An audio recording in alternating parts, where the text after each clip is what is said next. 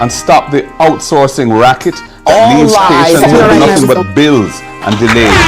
We will support our healthcare workers, not just with words, but with housing, with training opportunities, and with respect. This is not about PR, it's about saving actual people's lives. Next PNP government will deliver proper, decent healthcare for the people of Jamaica. Time come. Time come. Comrades, know the history, feel the victory. Time come. People, know the history, feel the victory. Time come. Crime and safety. Your future depends on the right measures for crime being put in place. And I think you're mature and smart enough to realize it's not just about police and soldiers patrolling the streets. It has to start with healing ourselves and our communities and giving our at-risk youth a second chance to become productive citizens. Many of you will know a young person that the education system failed, who, if he or she had that second chance through mentorship, training, remedial education, and job placement, could become a positive contributor to our society instead of chopping and pushing badness. Time come to use your vote to change that. Find out everything you need to know about voting at markgoldingja.com/vote. Remember, get out and vote. Your voice, your vote, your choice.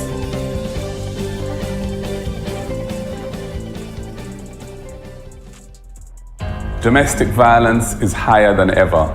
Violent crime is fed by a general lack of moral norms, discipline, and behavioral standards in this society. We must address this. Time come to establish legislation with effective mechanisms and remedies to protect survivors. Time come to implement support centers in every parish to provide safe havens for the survivors of domestic violence and sexual assaults. Your vote matters. Jamaican people want better. Education. Education is the best antidote to poverty, passing from this generation to the next. Your vote can help to make tertiary education more accessible to everyone. Your vote can help eliminate the requirement of a guarantor for students to access a student loan. It can help to cap student loan payments at a manageable percentage of your actual income so that the state, not you, the student, bears the risks of low pay or unemployment.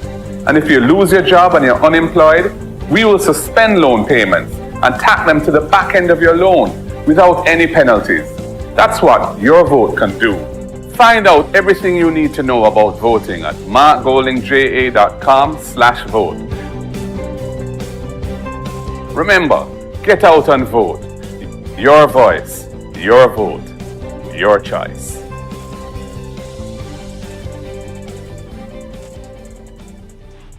Our environment. We need a government that means what it says when it comes to protecting our environment. The cockpit country, our rivers, our mangroves, coral reefs, and our beaches. That doesn't just say nice sounding things at international climate conventions, but meanwhile allows what's happening here in Jamaica to destroy our natural environment permanently. We need a government that ensures that the National Environmental and Planning Agency, NEPA, is really independent and can protect us. That will amend the law so that there are heavy penalties on big polluters who recklessly damage our country.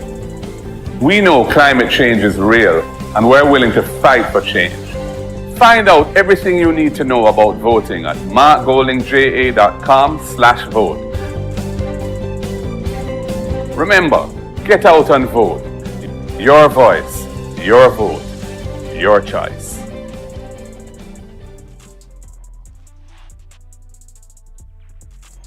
Jobs and wages. So many of you said you wanted to become successful, to help out your families and enjoy your life. Do you realize that many of the world's largest businesses today are in the same age range as many of you? Amazon is 28, Google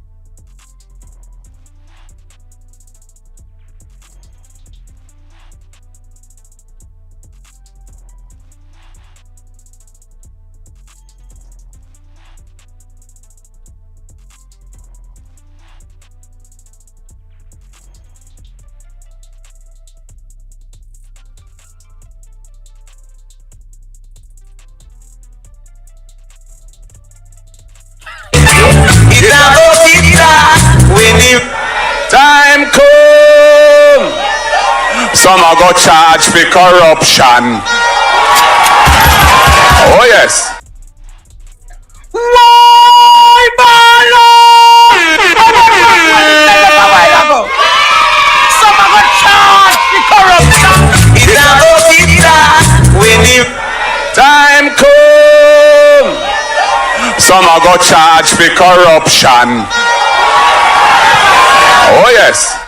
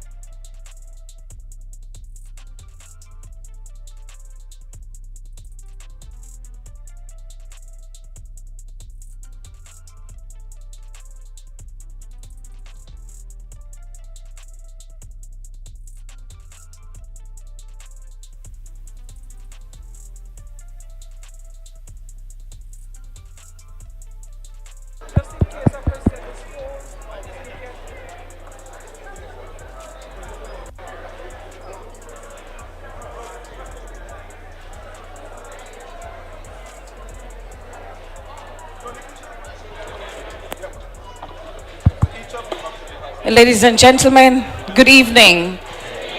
Please welcome Mark Golding, the next Prime Minister of Jamaica.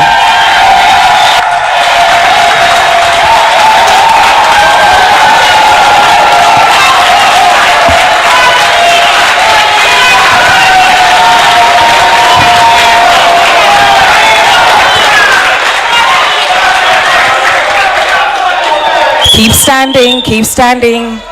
Let's stand for the national anthem of Jamaica.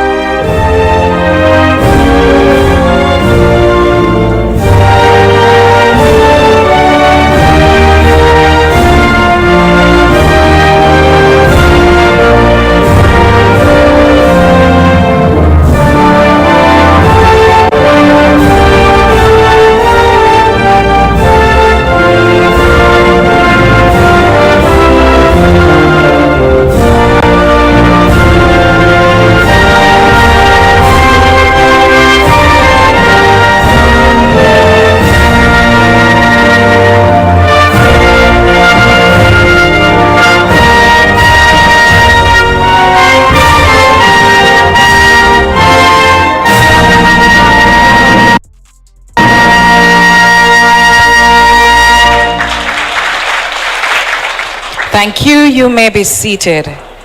Help me welcome Reverend Glendon Harris for prayer.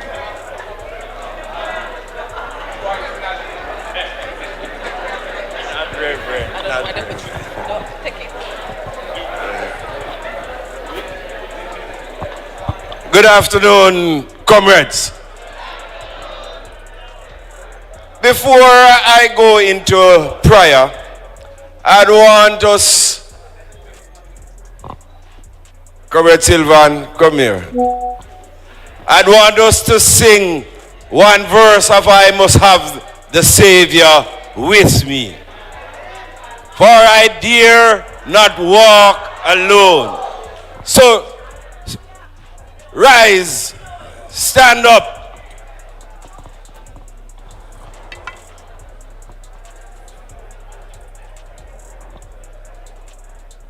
I must have the Savior with me, for I dare not walk. I must feel His presence near, and His arms around me thrown, and His arms around me thrown. Then my soul shall fear no ill. Let it lead me where I will go without a murmur, and His footsteps follow still. Remain standing as we go to the throne of grace.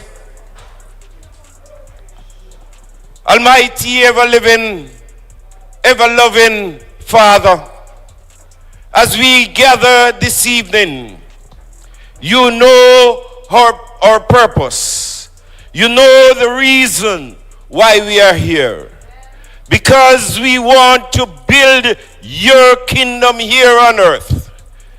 Father God, bless each and every one of us that has gathered here.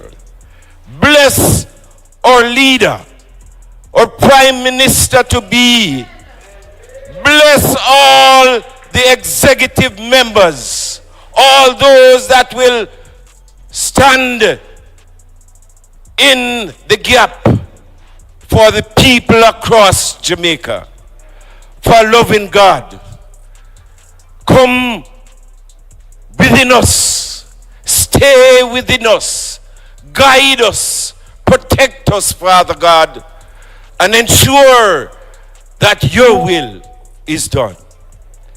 We know, Father God, that there are several evil around us. We know, Father God, that there are those that don't want us to be in the position. But Father God, as a loving God, bring us to the place that all may be satisfied and all will give you the glory, in the name of the Father and of the Son and of the Holy Ghost. Amen. Amen, amen.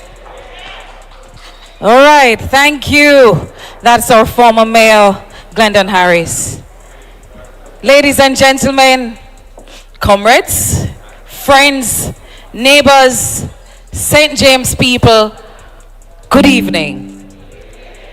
Now, I feel especially proud to be the one asked to moderate here this evening, because as a St. James girl, and even more as a South St. James girl, I'm proud to be here this evening. What's the purpose of this forum this evening? It is the third in the National People's Forum that was envisioned by our party president and leader of the opposition, Mark Golding. He said to the party, we've been going around the country. We've been meeting people in their homes. They've been getting up and close and personal with me. I want them to hear from me and from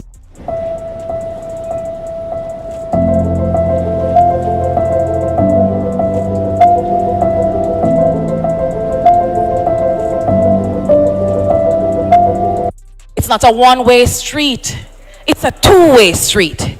So while this evening we will speak to you about those policies, those priorities that we will have when we get to government, we're here to hear from you. So you won't hear the vuvuzelas this evening. You will instead hear the voice of the people, their issues, their concerns, their ideas, and their feedback to the suggestions we will make here today. That's the People's National Party difference. Now, we canvassed the group to say what would be important to talk to the people of St. James about today. So many issues.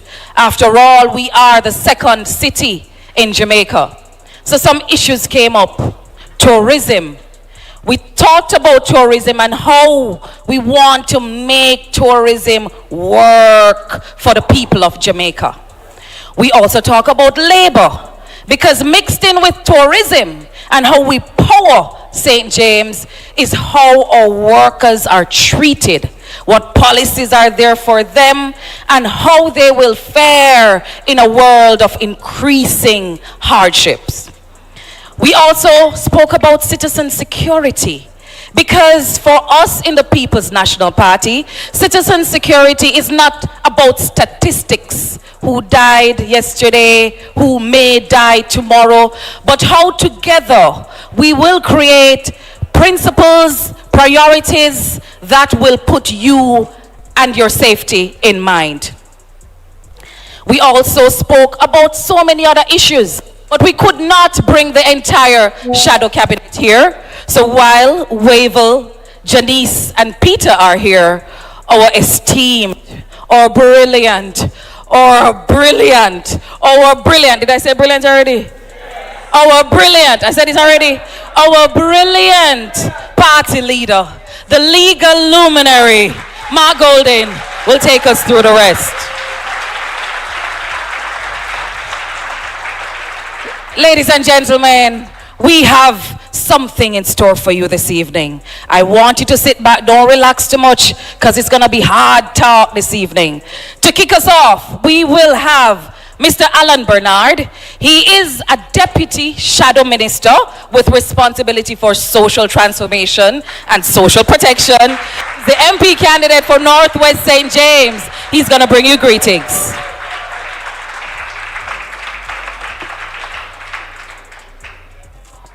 Thank you very much, Nikisha. Good evening, ladies and gentlemen. Welcome to the great constituency of Northwest St. James.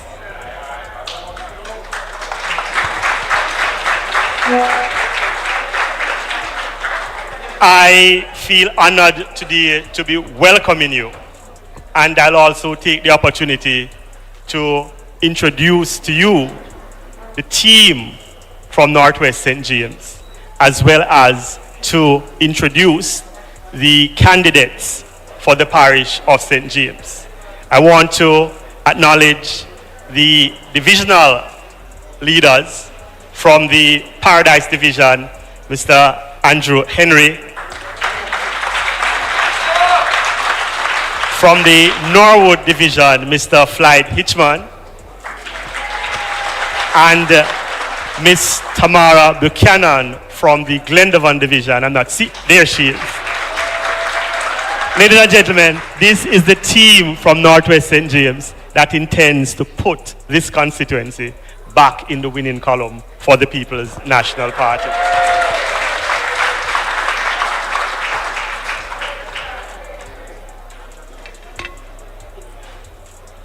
I have spent close to 30 years working with stalwarts from the People's National Party and in the parish of St. James to develop community and bring about genuine transformation.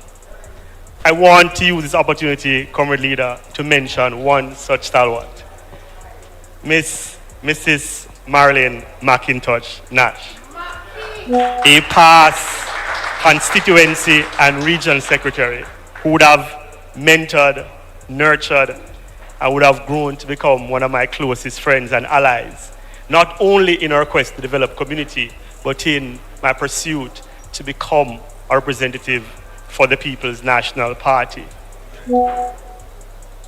Maki, as she was affectionately called, is no longer here with us, but her work continues.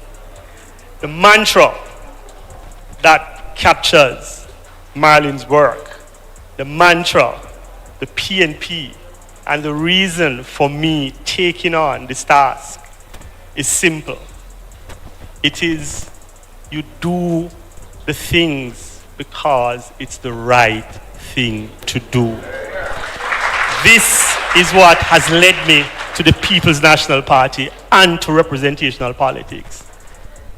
We intend in Northwest St. James to do the things for the people of Northwest St. James, to do the things for the people of St. James, to do the things for the people of Jamaica, simply because it's the right thing to do. I want to welcome you, party leader. This is our second function for the day. I want to welcome you to Montego Bay, welcome you to Northwest St. James. Peter Bunting, my sister and friend Janice Allen, Wavell, welcome to Montego Bay, welcome to Northwest St. James. This is about you, it's about you hearing from us, listening to us, putting your questions to us, and go and make that choice. The time to be happy is now. The place to be happy is here. And the way to be happy is to help the People's National Party make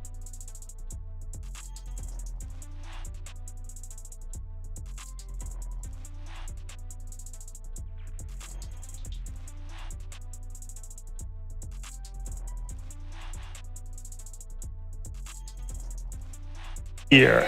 And the way to be happy is to help the People's National Party make here. And the way to be happy is to help the People's National Party make here. And the way to be happy is to help the People's Janice Allen, Wavell, welcome to Montego Bay, welcome to here.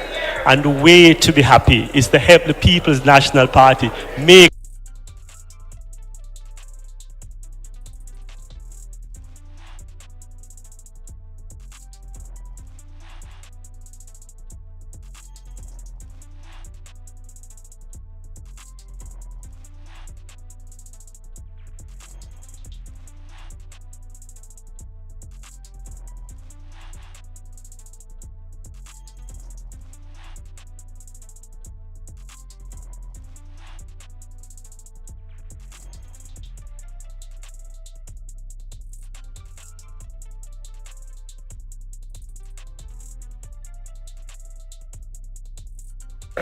and the way to be happy is to help the People's National Party make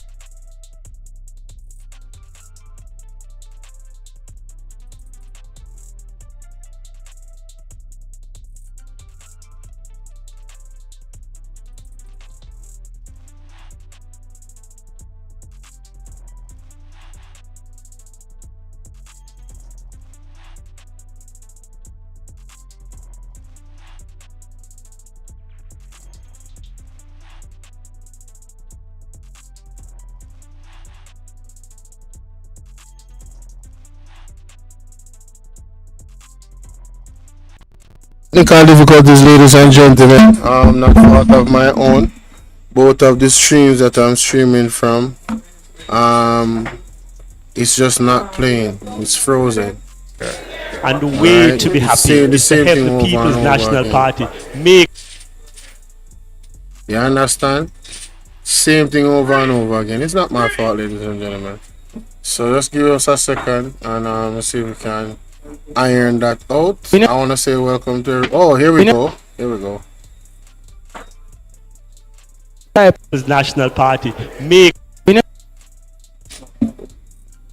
It's coming through, Type ladies of and cancer gentlemen. that you can think has a remarkable potential to use this industry to create wealth and uplift the grassroots. Fundamentally, when you talk about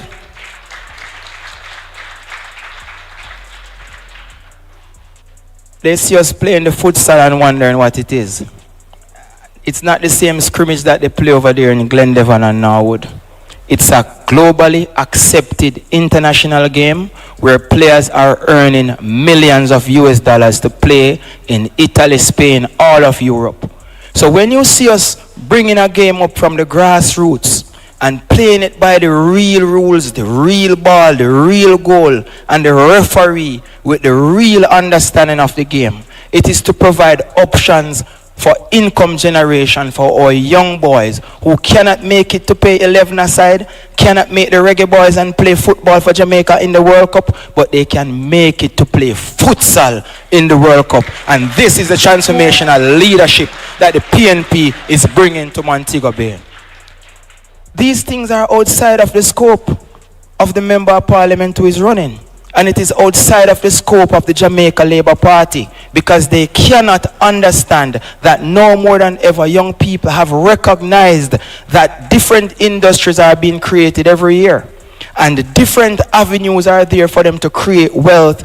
All they need is the support. The suppressive politics that has plagued this city over the last 20, 30 years must be a thing of the past. Tonight, we have an esteemed panel. Comrade Wave Lines, real general. Comrade Peter Bunting, real general. Comrade Janice Allen, real general. And our leader, Comrade Mark Golin, who is going to usher in a new transformational, non-apologetic, non-nepotic, non-favor-granting government that is dedicated towards moving the grassroots of people forward and, more importantly, creating wealth for a nation of such remarkable people. This is the People's National Party. This is change. Time come.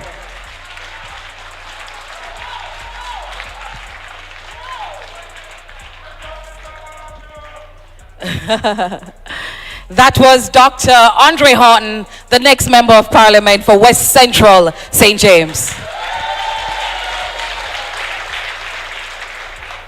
I'm going to tell you about a man I met a couple of years ago. Was so impressed by him that today I follow him. His grandfather is from my constituency in Cambridge, right up there, so. He's quiet. He's so unassuming. He's not the loudest in the room. He's not gonna wear clocks and tell you, say, him belly full already. Because even though he has come from much, he and his family, they've given much more to this country, Jamaica. I'm gonna tell you about a quiet leader who leads with compassion. I'm going to tell you about a dedicated man whose brilliance transformed the legislative framework of Jamaica in the past. It has gone to sleep now. It will arise once more when this man, who is husband to Sandra, the beautiful princess, will take office. Ladies and gentlemen, it is my pleasure to introduce to you the next Prime Minister of Jamaica, Mark Jefferson Golding.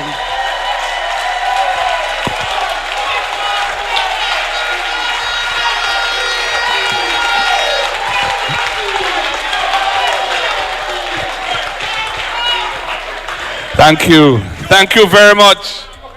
Thank you very much, Madam Master of Ceremonies and next Member of Parliament for South St. James, Comrade Nikisha Burchell.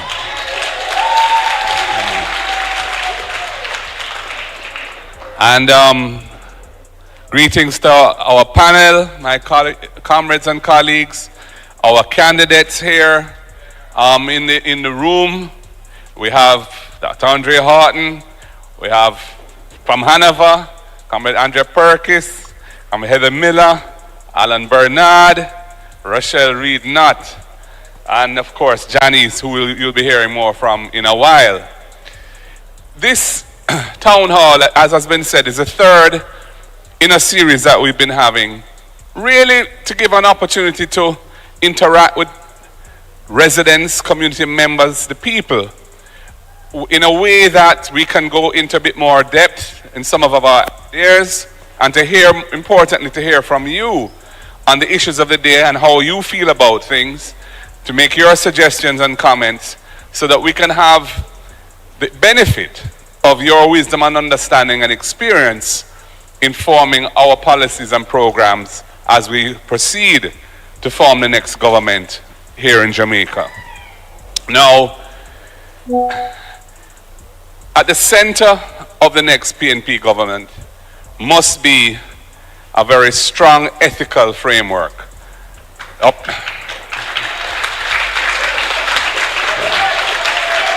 Yeah. The values, the morals, the attitudes which make us a productive, caring, and peaceful nation are essential to nurture and promote, to take Jamaica forward, to reach the heights that we ought to be striving for and that we are capable of, but which seem to be eluding us as we find ourselves enmeshed in a quagmire of corruption, cronyism, bad governance, and other dispiriting things that we hear about almost every day. As you know right now, we're faced with a situation where the Prime Minister of the country is under pressure because his financial affairs cannot be certified by the Integrity Commission of the country, the anti-corruption agency of the country, as being above board and in order from 2021 going forward, because he has assets which his lawful income can't support. And that is what illicit enrichment, which is an offense, a serious offense under the Corruption Prevention Act, that is what illicit enrichment means. And he has been investigated for this. And at the end of a long and detailed investigation, the Integrity Commission said, well, we aren't able to come to a final conclusion on the matter because we weren't provided some of the information by Mr. Holness that we'd asked. And there's sufficient there to warrant further investigation to get to the facts. Things like $7 million of cash deposits, raw cash being deposited to his account from anonymous sources, 28 bank accounts that he controls, either in his name or his company's names, over $470 million of flows moving across his bank accounts in thousands of transactions, and of course, the filing of nil returns by those same companies, suggesting that they're dormant or weren't active, had no income when all these flows have been passing through the accounts. And then the Positive Jamaica Foundation, an NGO, a non-profit organization that was set up to solicit and receive funding from here and abroad to be spent on worthy causes, those resources being used to buy financial investments in his personal company's name. All of these things really suggest something is very much amiss, and that the Financial Investigations Division must look into it much more carefully and deeply. And what have we heard now? Well, we've heard that somebody who has come on public radio, looked at the report of the Integrity Commission and said, oh, despite all the things I've mentioned, there's nothing there, there's nothing wrong with any of that. That is the person who they want to put and have put to be the head, the chief technical director of the Financial Investigations Division that is charged with completing the investigation of the Prime Minister. Someone who he's closely associated with, and somebody who, although an accountant, has no law enforcement experience, no particular qualifications in the area of fighting financial crimes, money laundering, terrorism financing, which are the core requirements to run the FID. The FID is an investigative law enforcement agency, and it's a very important one because it is the authority that international law enforcement, anti-corruption and anti-financial crime agencies interact with Jamaica. There's a group called the Egmont Group that is all of the countries that have achieved certain standards and want to be part of an international alliance to fight against these things. Jamaica's agency that interfaces with those countries is the FID. So this is a totally untenable situation, and I'm very happy that various non-government and non-political organizations have come forward and said this is untenable, this doesn't look right, it should not stand. And I'm very disappointed that there are some leaders in the private sector who seem to think there's nothing wrong with what has taken place.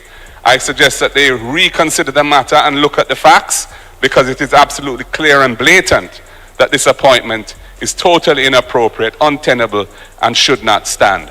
So we have taken a resolute position against this. We had a very successful, peaceful demonstration on Monday morning at National Heroes Circle to register publicly our absolute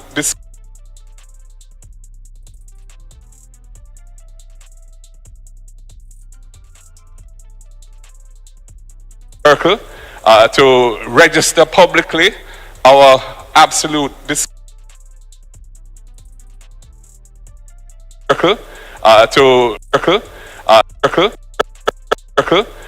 to register publicly our absolute disgust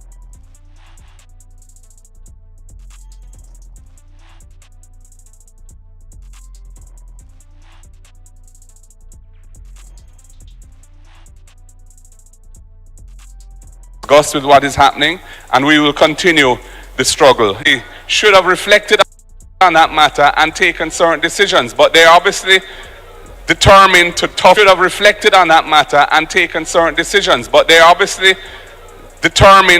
it out and see what happens. But the people of Jamaica don't like it.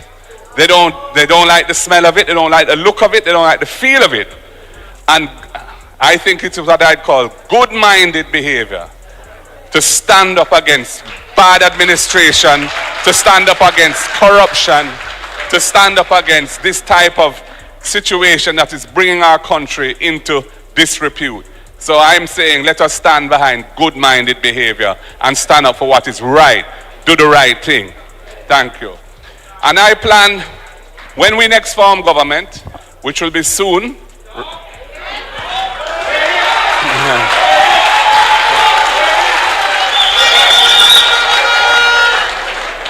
because all war one, them can run but them can't hide.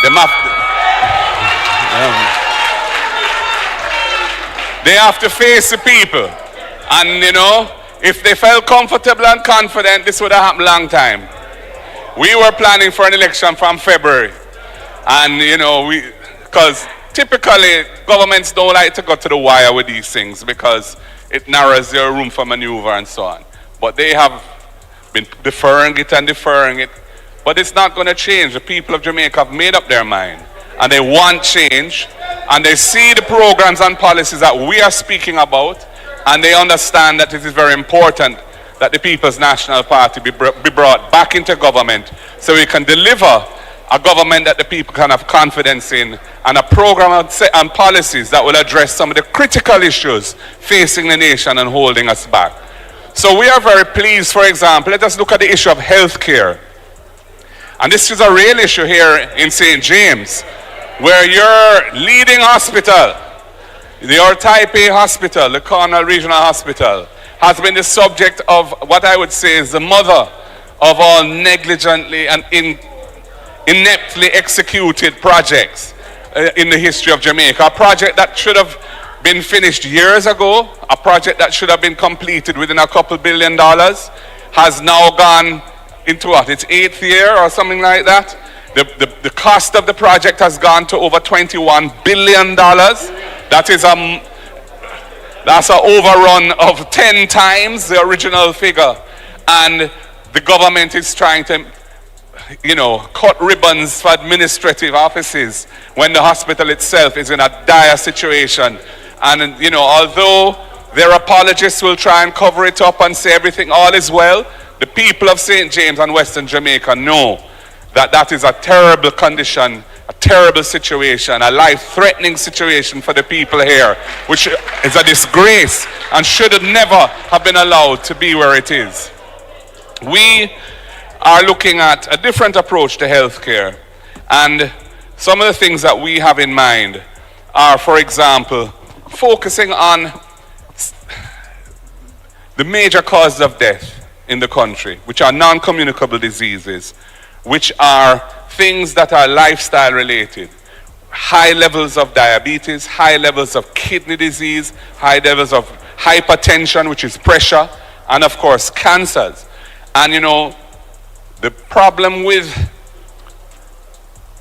food insecurity, which the UN, the FAO, the Food and Agricultural Organization of the UN has said 55%, that's more than half, of Jamaicans are facing moderate to severe food insecurity. That means that they're either not eating sufficient food for what they need to live properly, or they're eating the wrong kinds of foods, unhealthy foods, because they can't afford a nutritious diet.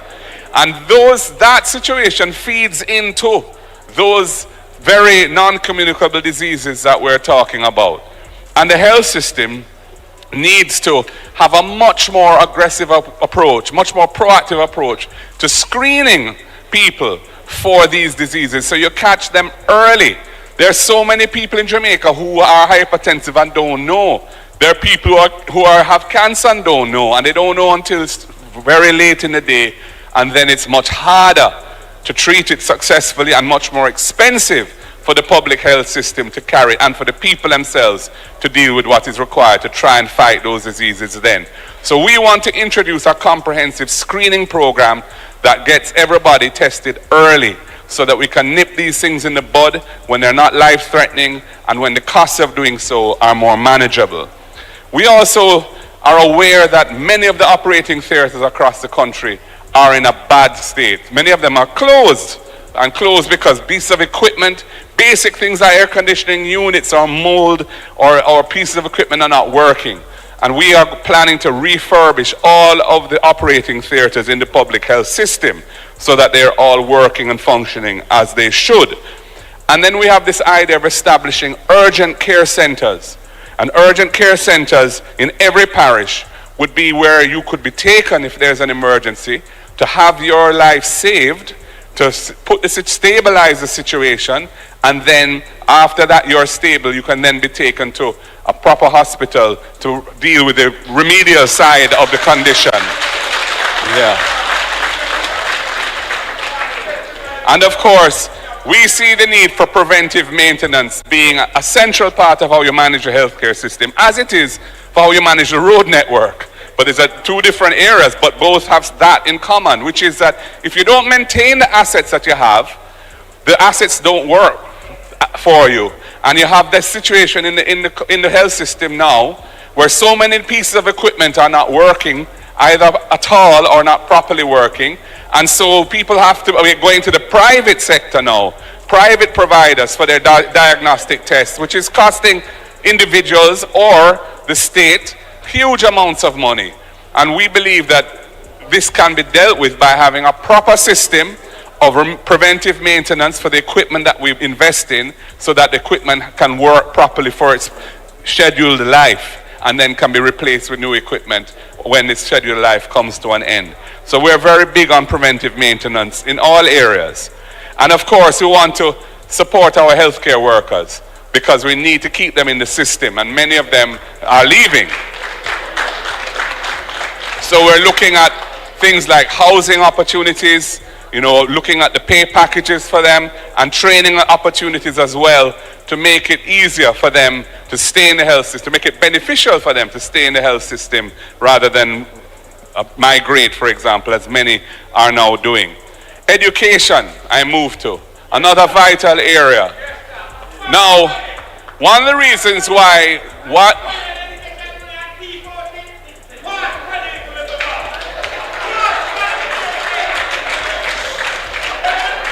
yeah, you soon get a chance, brother. Let me talk and then you can get a chance after.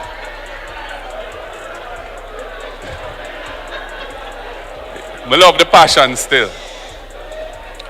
But you know, our economy has not been able to grow out of the stagnant GDP per capita of around 67,000 US per individual Jamaican.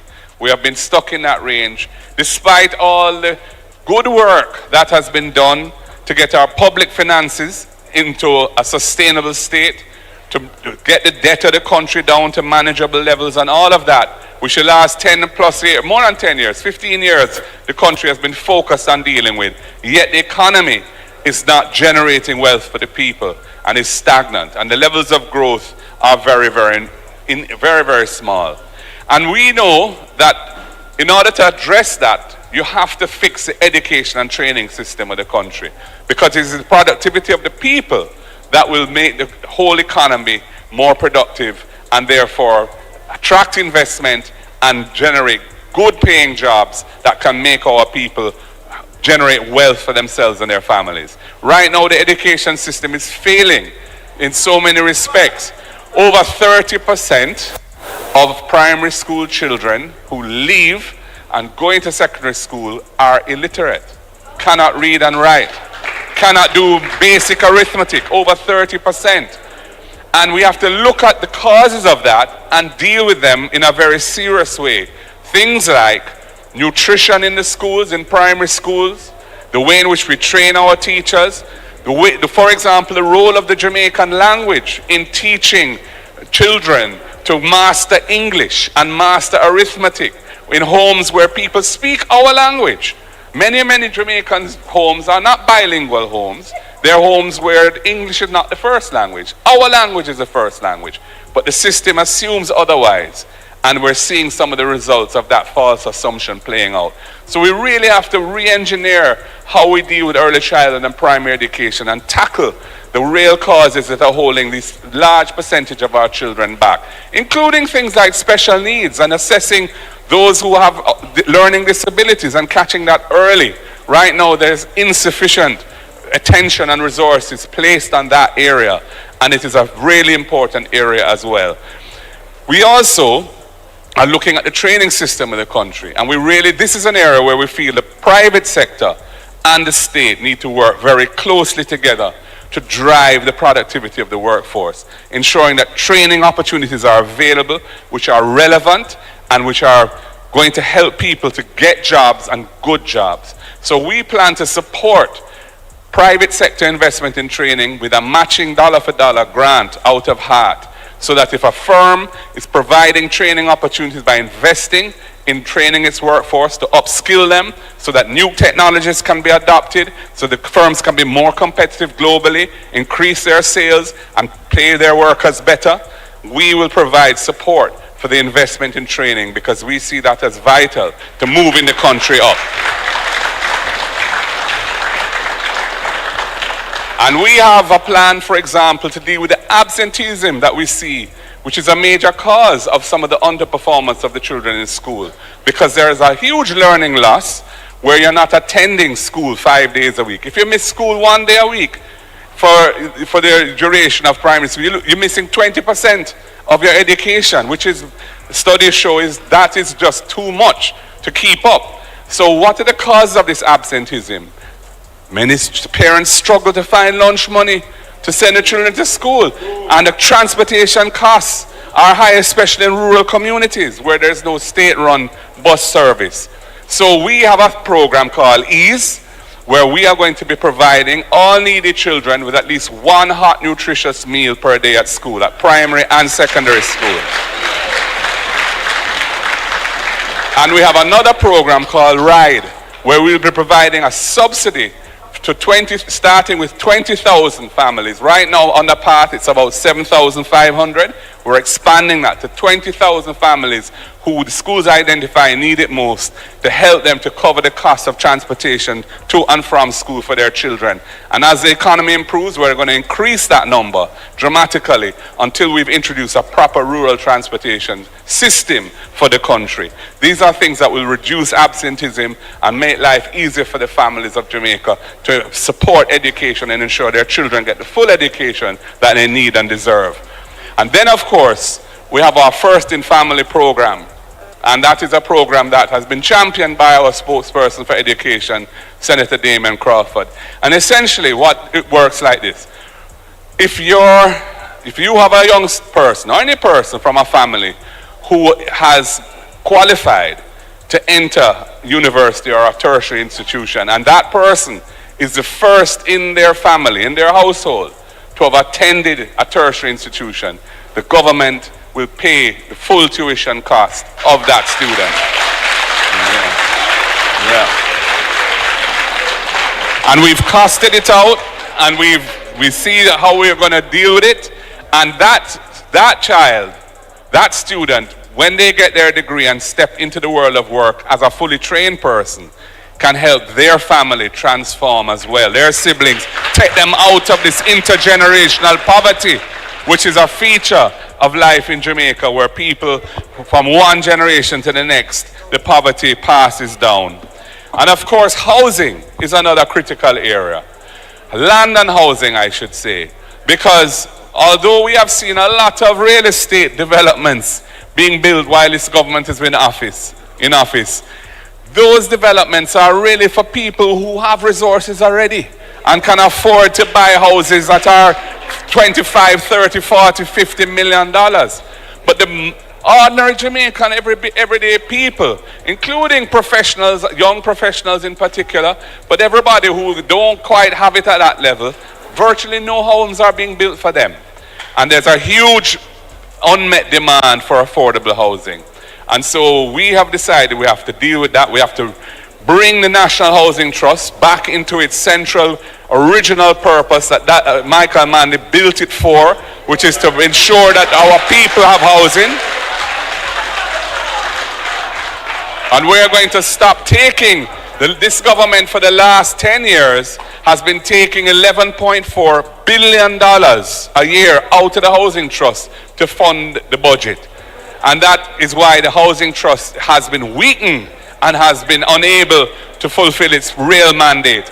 And in fact, right now, other than the loans to the lowest paid contributors, all other NHT loans are not even funded, the money doesn't come from the NHT. They have to outsource it to the private lending market, the banks, and then pay the banks a subsidy to get them to lend the money at the interest rates that the NHT advertise. So that is a huge additional financial cost to the NHT, weakening it.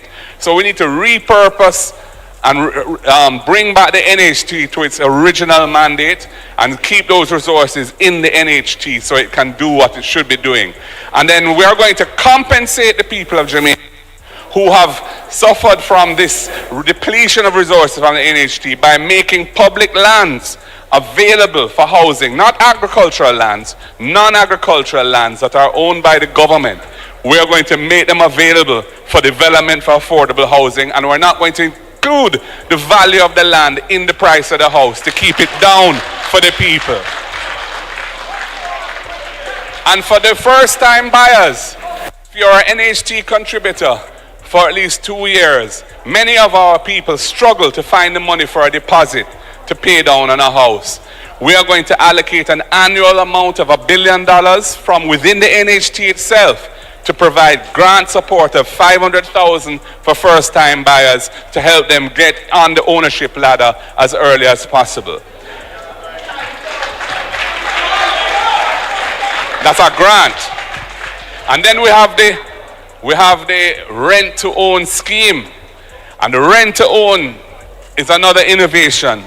If you want to qualify for a mortgage, you have to prove your income so you can show that you have the ability to pay the loan. For people who are self-employed, doing a little selling or whatever their hustling may be, or they might be working for somebody, but it's not a big business that generates pay slips that can be presented, they can't qualify right now.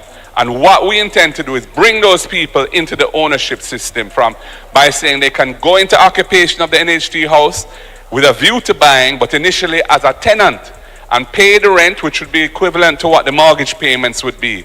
And if they are able to make their monthly payments as a tenant, after 6 months or so, we will say, you have proved your income. Time to transition now from being a tenant to being an owner, and we will let you have the mortgage and step up in life. And of course, we have our Porsche program, which is named after Sister P. And that is about things like completing all of the Operation Pride schemes, that are out there were not finished, and this government has ignored. Completing the infrastructure, ensuring the titles are issued, and looking at other informal settlements and bringing solutions to upgrade them so people can become formal owners of a decent community instead of living on the margins of society. And dealing with things like the zinc fences in communities and the poor sidewalks that persons with disabilities struggle with and all that kind of thing. Portia is going to be a social upliftment program for the people of Jamaica to deal with some of the endemic poverty that pervades. And in St. James, that is a real issue because we know the issues around land tenure here in St. James. So the last point I want to make before I close is the whole question of beach access. And you know, we are in a country which is blessed. We're in an island. We're in one of the most beautiful islands. And we're blessed with lovely beaches around our coast. But over time, because of the way that we have developed, and I'm not going to throw any stones or cast any aspersions, but the reality is that so many of our beaches are not accessible to our people. There are less and less beaches where our people can go and cool out, chill out, hold a meds, build a vibes, and just relax and recreate. And we feel that that is not a situation, we can't support that system any longer. So we are going to be looking at ways of negotiating with those who control those beaches. If they are owned by the government, we will continue to maintain or improve them and make them accessible to the people at a very affordable basis. But if they are in private hands, we're going to have discussions with the industry to see how we can reach a win-win situation where our people can have access to the beaches of this land.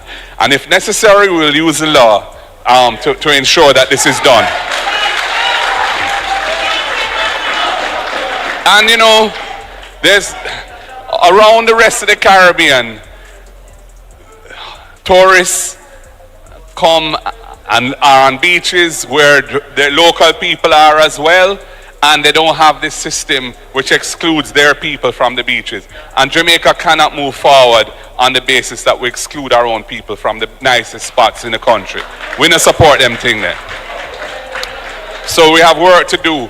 And I noticed actually that the Minister for the Environment in his sectoral debate presentation, us having been agitating around this issue for a while, says, well, for all new projects, and he even showed a picture of a new project where there's a pathway built for access from the road to the beach for the public. And I'm like, good, well, that's a start. But what about all the existing ones that exist already? There are provisions in the law for addressing that. And to the extent that they're inadequate, I will fix that and make sure so we go through.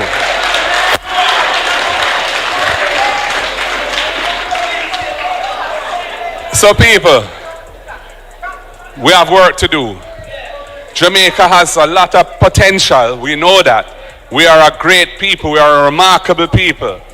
But we are also a people that are not moving forward in the way that we should to achieve our greatness. And we need to really tackle some of the issues, the legacy issues that are holding us back as a people. And that's what the next PNP government is going to be elected to do. And that is what we're determined to deliver for the people with a clean heart, pure heart, and clean hands. No hanky-panky business. And if anybody violate, then we're going to feel the result of that. Because we want to make sure that the people of Jamaica can trust us when we're in government, because they're sick and tired of what has been going on for far too long. Comrades, God bless. The word is love.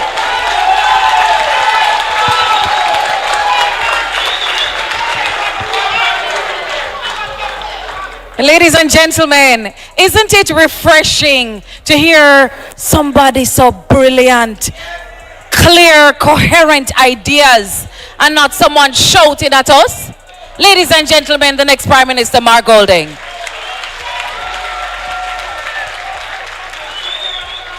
It is my duty to recognize some very special guests with us this evening. Allow me to recognize Arthur Nelson and Mrs. Nelson, who are here with us this evening. The man who is organizing the troops for victory, my boss, the next Minister of Agriculture, General Secretary Dr. Dayton Campbell.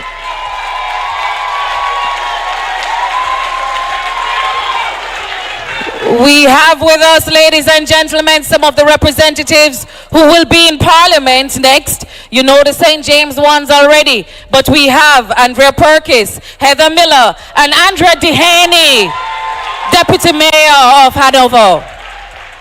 And ladies and gentlemen, I'm not really biased, but my neighbor from over the corner, former Maroon Chief Murdy Rowe, is here with us this evening.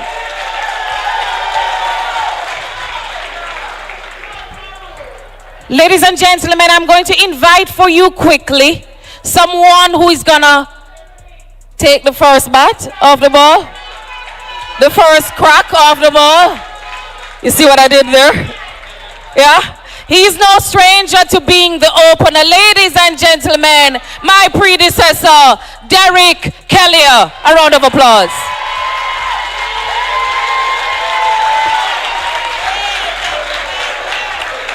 I was going to introduce Wavell, but the Labourites have been saying that we're calling for our senior parliamentarians who've retired to the pavilion to come out.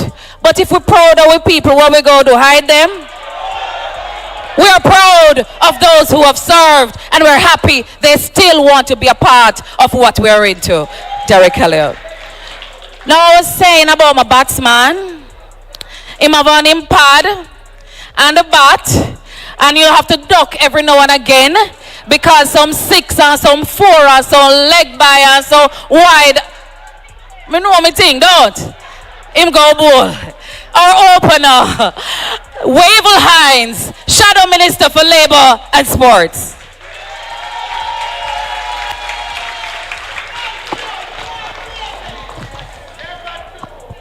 Thank you, Madam Chair, Comrade Burchell. I'm in your hometown. I see my General Secretary here, Dr. Comrade Dayton Campbell, and I see Shamil as well. It's nice to be in Region 6, and it's nice to be back doing some work. I want to recognize, before I go further, my former constituency of Eastern Hanover, who is now represented by my former road manager and treasurer, Comrade Andrea Perkis. And alongside her is the chairman and councillor for the Sandy Bay Division and the current deputy mayor of Lucy, Comrade Andrea Dehaney Grant. Comrades, I have the very hard task of trying to protect the sector that will look after all the sectors, or some of the sectors our comrade leader just spoke about. The labor force. With all the hospitals and the beaches and the futsal that my colleague spoke about earlier, we have a workforce that has to work within those spaces and they need to be protected. Good. So I'll say to you, it's great to be here with you today to discuss issues that impact us all. Issues that affect the very heart of our economy and society, our workers. The People's National Party has long been a champion of workers' rights. A tradition started by prime ministers like Michael Manley, P.J. Patterson, our beloved Portia Simpson Miller. Today I want to reaffirm our commitment to continue that fight with a particular focus on the protection of workers' rights through enforcement of the international labor laws, International Labor Organization standards, and ensuring that workers is not left behind.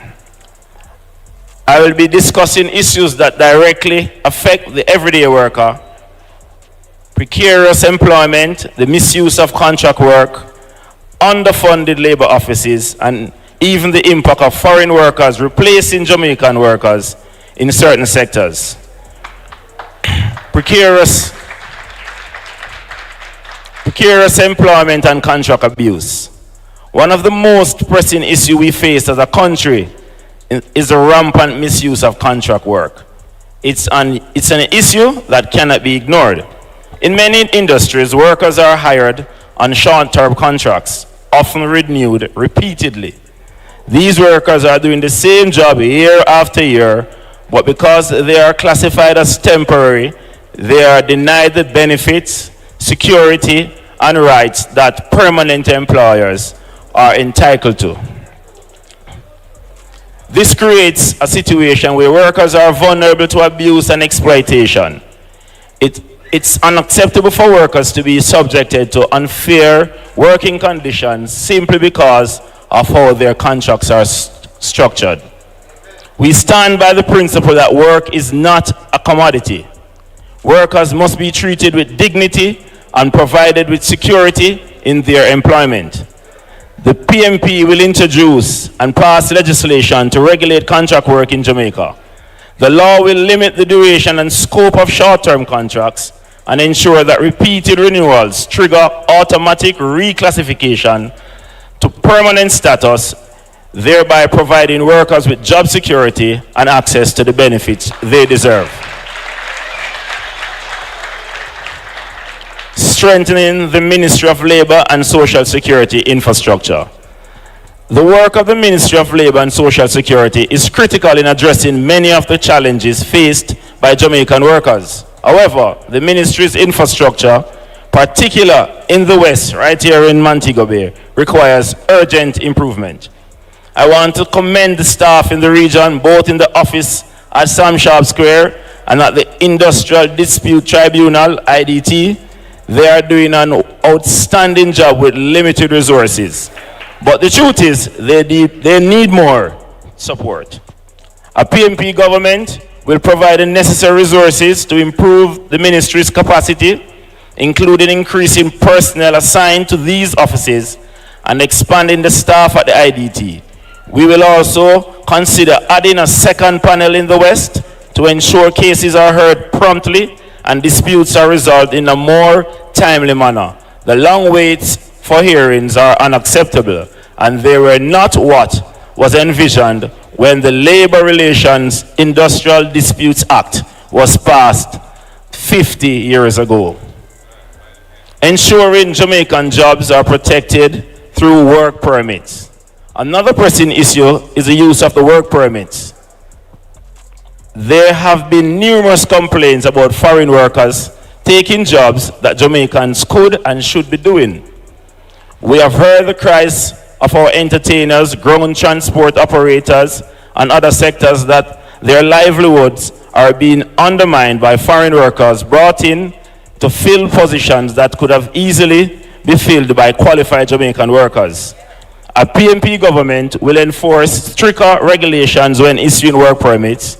We will ensure that no work permit is granted unless it is first confirmed that no Jamaican is available to perform that task. We will put in place a rigorous mechanism to screen all work permit applications, ensuring that Jamaican workers are being replaced by foreign workers. Addressing the BPO sector. The business process outsourcing sector is one of Jamaica's fastest growing industries, employing tens of thousands of Jamaicans. However, workers in this sector continue to face precarious conditions, low wages, and a lack of job security. It's critical that we provide better protection for BPO workers, ensuring that they enjoy the same rights and benefits as workers in the other sectors. This includes ensuring that wages are fair, working conditions are safe, and that job security is guaranteed. The PMP will work to ensure that the BPO industry adopts ethical working practices that protect workers and provide a pathway to career development rather than a revolving door of short-term contracts. Establishing a joint industrial council in the tourism sector. A few months ago, we witnessed strikes and protests in the tourism sector where workers expressed their dissatisfaction with low wages and poor working conditions. These protests drew attention to the deep-rooted issues in the sector that must be addressed. While some progress was made, we cannot continue to rely on protests to bring about change. The tourism sector is vital to our economy, and we need a better system in place to ensure that workers are treated fairly and with dignity. A PMP government will work with all stakeholders, hotel owners, management, unions, and the workers themselves to improve industrial relations in the sector. We will establish a joint industrial council in the sector to foster better cooperation and resolve the issues that have plagued it for too long. The JIC will facilitate regular dialogue, ensuring that all voices are heard and that sustained solutions are found. It will also help establish fairer working conditions and improve benefits for tourism workers. We stand for decent work as promoted by the International Labour Organization, and we believe in the power of partnership between workers and employers to make this a reality. Empowering our employers to adopt ethical practices. On the employer side, we must ensure that hiring practices are ethical and transparent. Workers should reserve work contract for genuinely temporary or non-core functions, such as seasonal work, special projects, and not for permanent roles that are integral to the ongoing operations of a company. To support this, we propose that employers submit their organizational charts to the Ministry of Labor, detailing the roles that require contract work. This will help the ministry to ensure that work contracts is used correctly and not as a loophole to avoid offering permanent positions with benefits. We also encourage businesses to establish internal compliance mechanisms that conduct regular labor audits to ensure they are meeting legal and ethical standards. This proactive approach will help prevent exploitation and ensure fair and just workplace for all. Workers and trade unions. For our workers, it is essential that they remain vigilant in protecting their rights. Unions must play a key role in tracking and reporting abuse, and workers should be educated about their rights under the law and union agreements.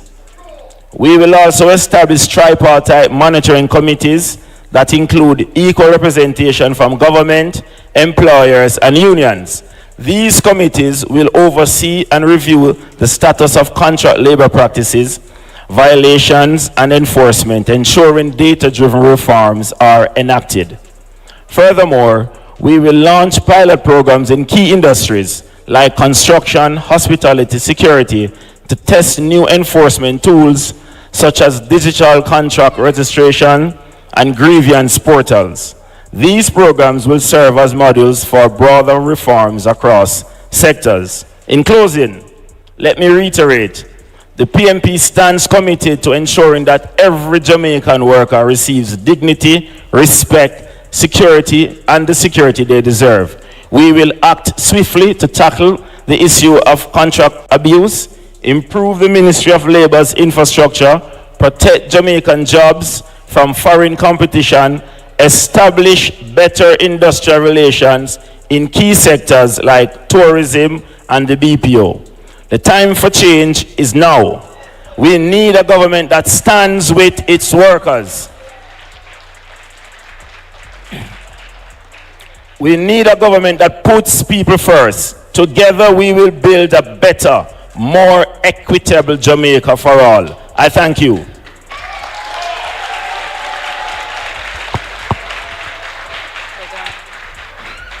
Thank you, thank you, thank you. Now, after those 6s and 4s, the only thing that could top that is a woman on a mission. Ladies and gentlemen, our Senator, Janice Allen, the next Minister of Tourism.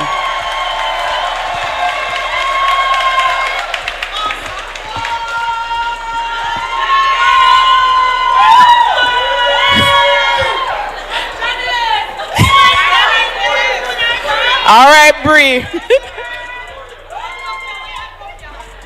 Good evening. Good evening, ladies and gentlemen. Good evening, friends. Good evening, comrades.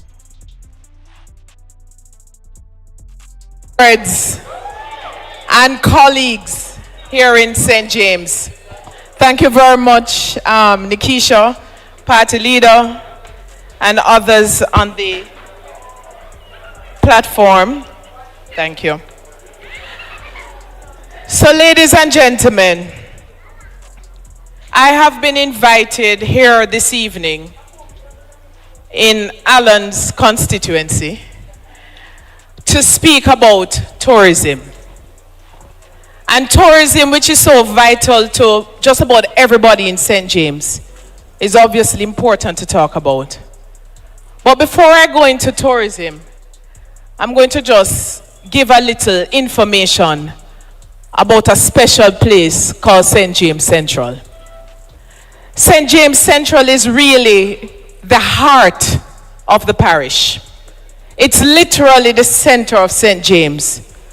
From Salt Spring to Portobello by way of Sam Sharp Square and the Market District. It is home to, I believe that I might be rivaling West Central when I say that we are home to the majority of the working population in the parish. Farm Heights, Cornwall Court, Cornwall Garden, Rosemount Garden. Did I say Farm Heights? Rose Heights, Portobello, Green Pond. You see, when they start calling names, people get jealous. But the truth is that the majority of those who work, whether in tourism, in the civil service, in the BPO, they're owners of small businesses, transport providers. There are so many areas that are represented in these communities. And therefore, how we treat these communities is a reflection of how we treat our people. If we expect our people to be productive, and if we expect to have a labor force that Wavell spoke about, then we have to address the needs of these communities. And this is just a snapshot of all the communities, whether it is Rose Heights, where the PNP settled people in Rose Heights. We have to make sure that if it is not water, which is such a priority today, that it is access to affordable housing, which our leader spoke about. Or it is about, with the expansion of the town, that we are ensuring that we are expanding our waste management system and our sewer system. Development is all encompassing. And we cannot measure development simply by the number of hotel rooms built. We have to measure development by how our people's lives are changed. And so the next PNP government, and I should say the incoming PNP government, is serious about ensuring that we put the people first in everything that we do to ensure a better Jamaica for all our citizens. And so, when I look at Montego Bay, which is supposed to be the tourism capital of Jamaica and by extension the region, there is much work that needs to be done. Montego Bay has close to about 10,000 hotel rooms of all types, villas, Airbnb, call it what you may, about 10,000. The industry in Montego Bay employs about 15,000 people directly. But then we also know that there are a lot of indirect employment, transportation, craft, entertainment, retail, food. And when tourism is not doing well, all of these sectors feel it. Just this week, I sat with a manufacturer who enjoyed business courtesy of the tourism industry. But because of the downturn in the industry, which many will try to say all is well. But the truth is, you know, you feel it. And just like that manufacturer who has had to transform or change his business model because the business that was being generated as a result of tourism has taken such a dramatic turn. We are for development. The People's National Party has proven over and over that we are for development. But it's what kind of development? So within the tourism industry, it was us, the PNP, we were the ones who expanded the industry by attracting foreign direct investments, and that is how we have seen the expansion of the all-inclusive model. But today, we now have a lopsided industry. We have a lopsided industry that has caused many other businesses to fail. Many of us Montegonians remember restaurants like Blue Dolphin, Dolphin Grill. They had one right here, so next door. They had Brigadoon down the road. We all remember Townhouse in the town. All of these have dried up and died because the EP, the European plan model of hotels, have not developed as fast as or equivalent to the all-inclusive. So entertainment has failed or has declined. Eating establishments. I mean, Montego Bay, a tourism capital that goes to sleep by 9 o'clock at night. There's not much to do. And if the people, if we are building as a society, entertainment is crucial to that. Social lives is important. And that is how we are going to attract the young people when they get their education. If they don't have something exciting to come back to, they may not see Montego Bay as an option. So we have to invest in that model that will allow us to further expand the supporting services so that more Jamaicans can feel the tourism dollar. And therefore, it is our commitment that when we form government, we will incentivize the investment in EP hotels so that we can rebuild and revitalize the tourism towns across Jamaica.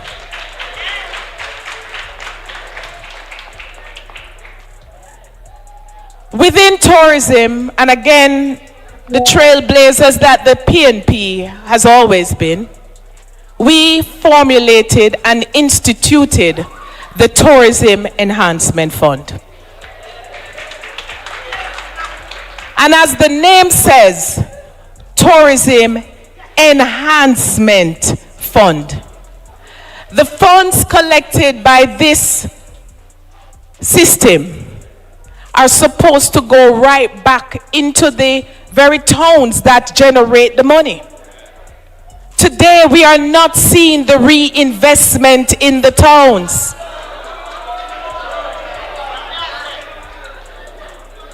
It is a shame that you cannot, in any part of the city, find a public restroom.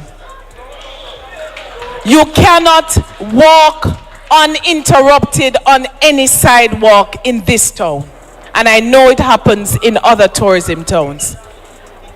So when you say that you are boasting millions and millions earned each year by tourism, we are not feeling it. And it is time we feel it.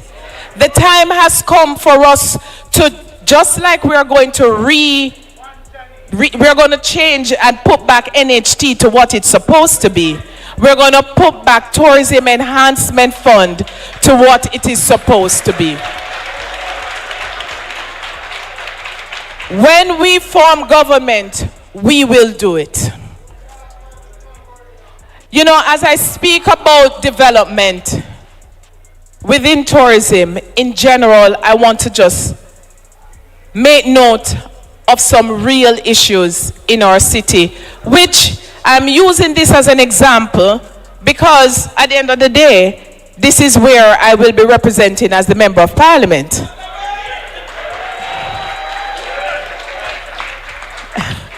So, the truth is, development is important.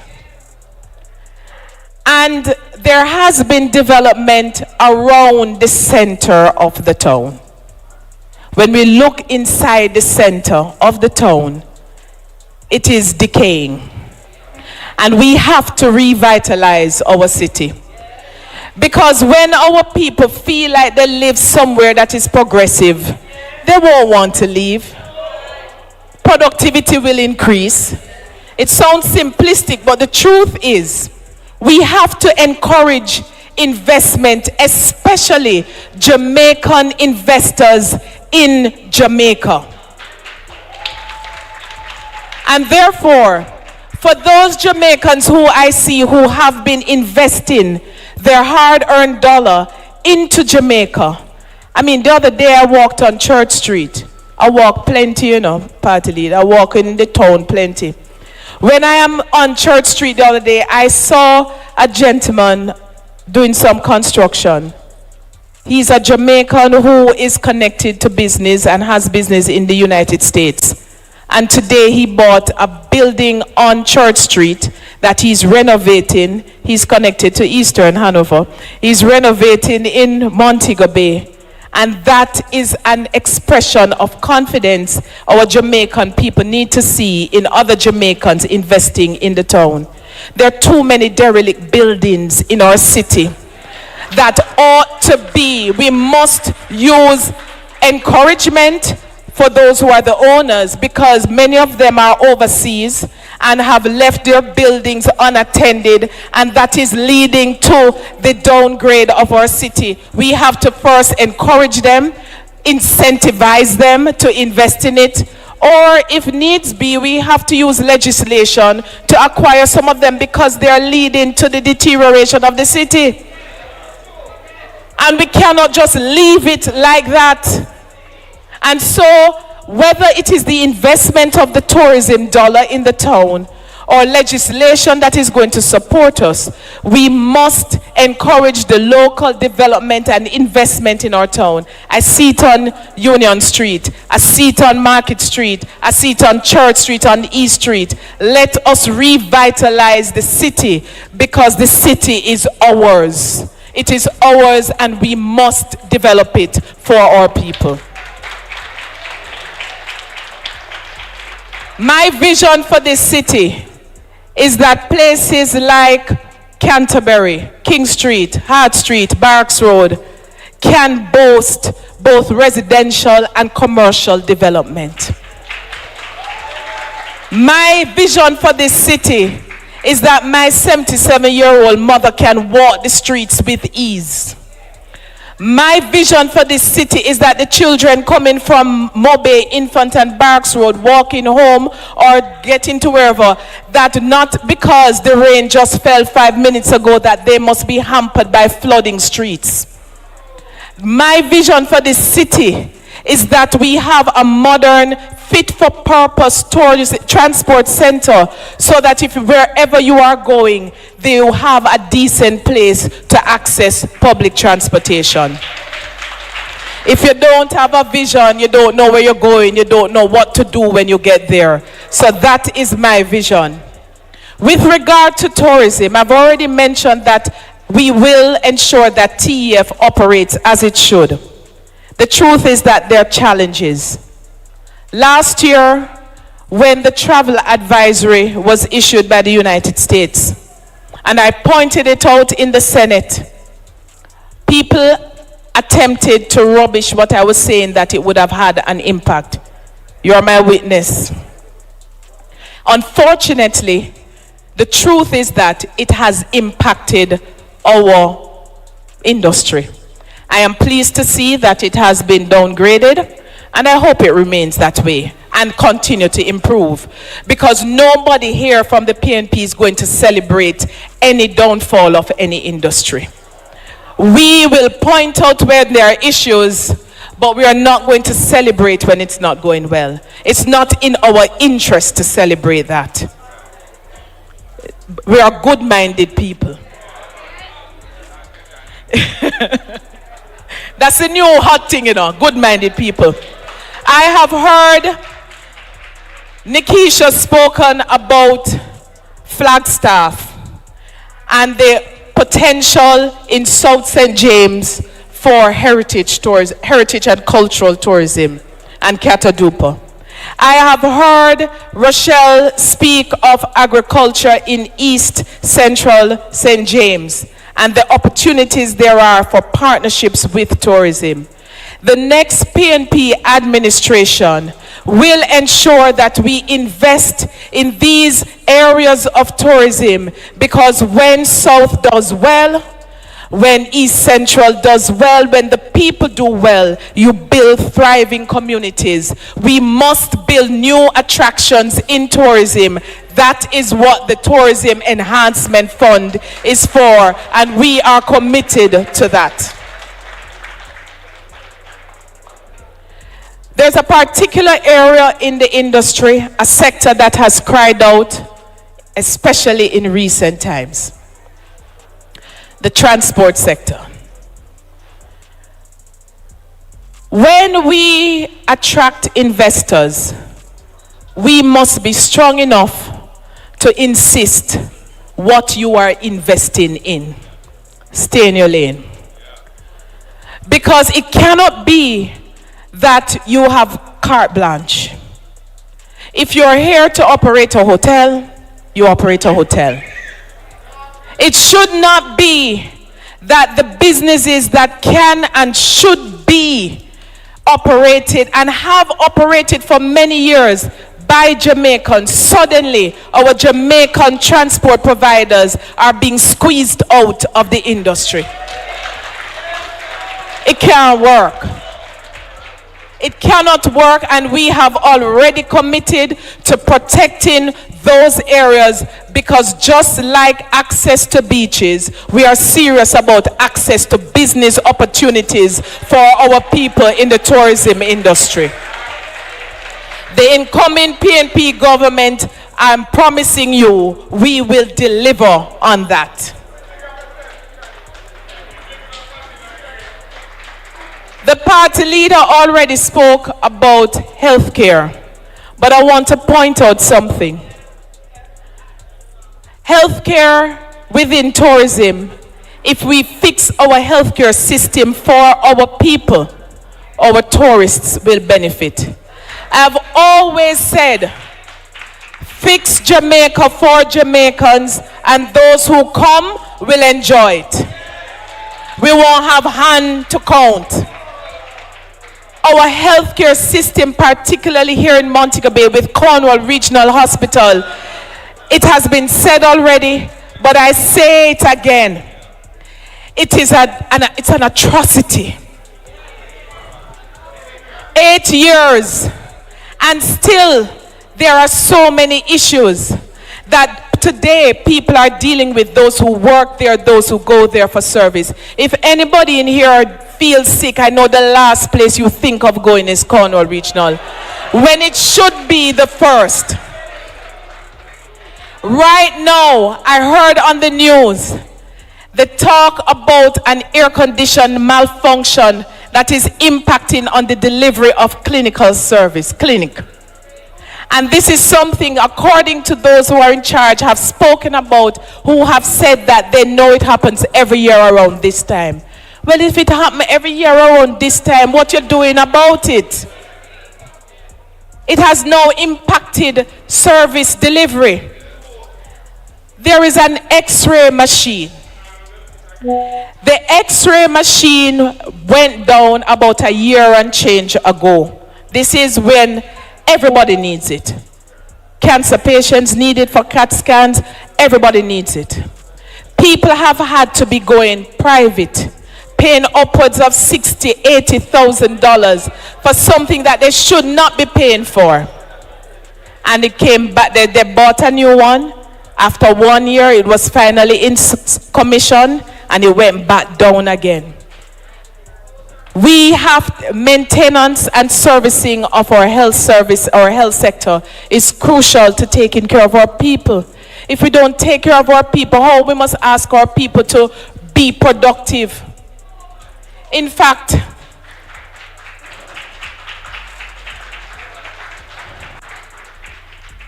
everything that we do must be geared towards building our productivity. And I'm wrapping up, party leader. I see you're watching the time because you have to go back to Kingston. We have to ensure that we, you know, this party leader of mine, if you, let us take care of our people, right? I will close by just saying this. We are at a most crucial time in our country. We are about to face a very serious decision about the way forward for our beloved country. Now is not the time to sit back and say, make them go on.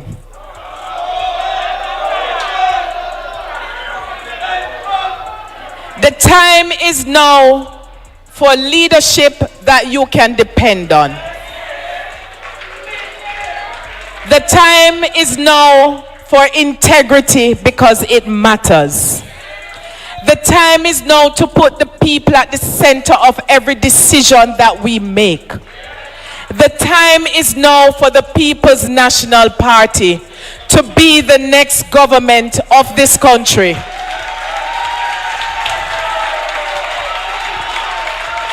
The time is now for me to serve you as a Barnaby. As a Barnaby, to serve you in the city of my birth. I look forward to being your member of parliament. Thank you.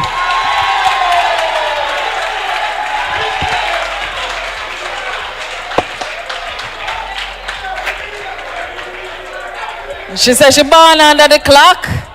She born a bee. You have to give us Senator Janice Allen. Man, this girl is on fire. Ladies and gentlemen, I don't know if between our General Secretary or the next speaker who take the most lick for this politics. But them back broad. Yes, they speak truth to power. This man no afraid of no boy, no girl, no day, nowhere.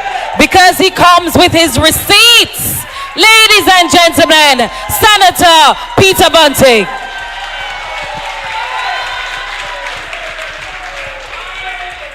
Thank you, fellow panelists, distinguished guests, comrades and friends.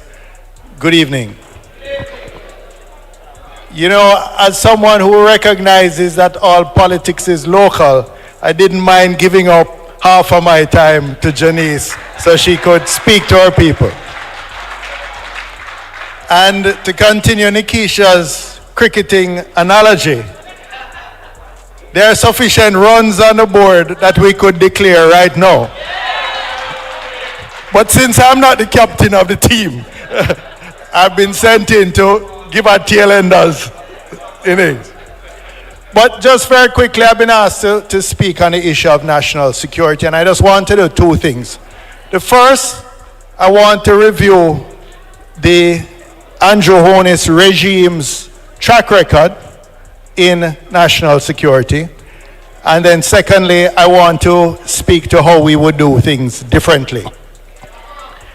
So first, this GLP government is suddenly claiming that one of their successes is the reduction in murders for the last few months. Now, we're all very happy and welcome these reduction in murders.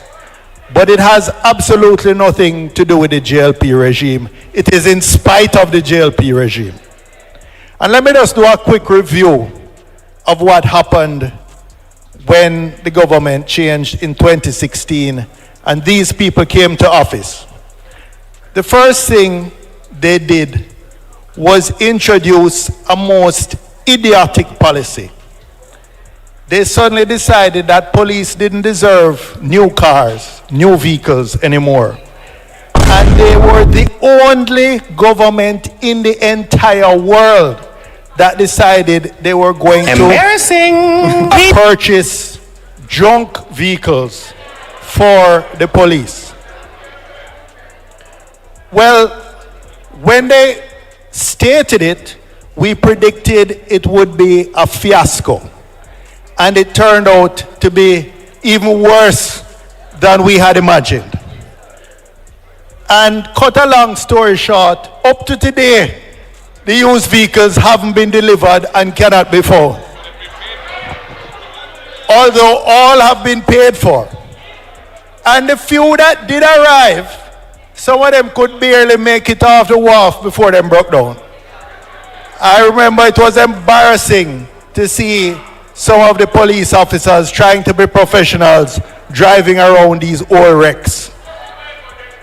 So what happened? Vehicles are a force multiplier for the police. And by year 2, there were so few operational vehicles in the police force that the murder rate skyrocketed. It continued for the next 8 years. It was so bad that Andrew Holness now has the record of being the Prime Minister who's in his 2 terms, more Jamaicans have been murdered than under any other 2 terms under any other Prime Minister. For many years they persisted with this policy, this failed policy of state of emergency, which all it was doing was violating the rights of the people. When they scraped up almost 2,000 young Muslim men in St. James, what was the consequences? Many lost their jobs. Many were stigmatized. Many were set back. The pan chicken man had to pack up by 6 o'clock, but KFC could run till midnight or 2 a.m.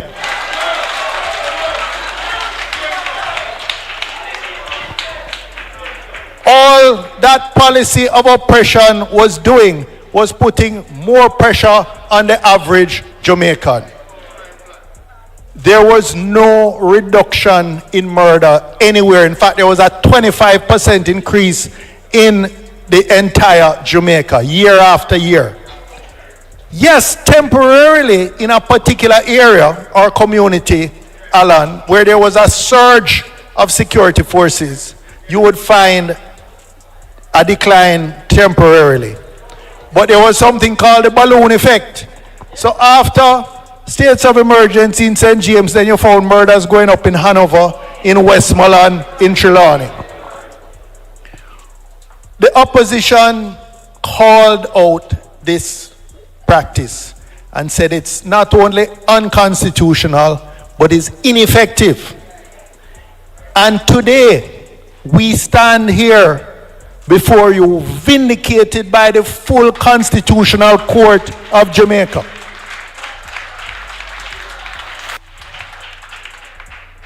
Who in their ruling handed down a couple of weeks ago, not only confirmed what we have been saying, but it showed, they found it was not only unconstitutional, but it was ineffective. These are people, these are judges, skilled, trained, and experienced in weighing evidence. And the evidence presented to them did not support the argument that it worked in reducing murders overall. So we became more and more militant in our objection. We stopped supporting the extensions in the Senate. We took them to the Constitutional Court. Others also took them to the Constitutional Court. And taxpayers will now be burdened to pay tens of millions of dollars in restitution to those who were deprived of their liberty illegally. In the last 2 years, and in particular, in the last 5 months, we have seen welcome declines. And that is because there have been no inefficient states of emergency used in Jamaica. The professional police officers can focus on what they know to do to bring down crime instead of manning these checkpoints, which not catching anybody. Checkpoints that just blocking up traffic when you're coming into Mobile, whether from St. Elizabeth, from Westmoreland, from Hanover, from Trelawney. All it was doing was create traffic jams and frustrating people. So they created the conditions why the murders spiked. They created the conditions why police couldn't get to do their jobs. And so we commend this commissioner and his team who have not wasted time talking about give us state of emergency, but focused on the spearfishing approach, which we have always advocated, rather than the net fishing approach, which only violates Jamaicans, ordinary Jamaicans' rights. We reject the idea that to be strong against crime, you have to give up people's rights. We believe you can be strong against crime and strong for our human rights guaranteed under the Constitution, under the Charter of Rights.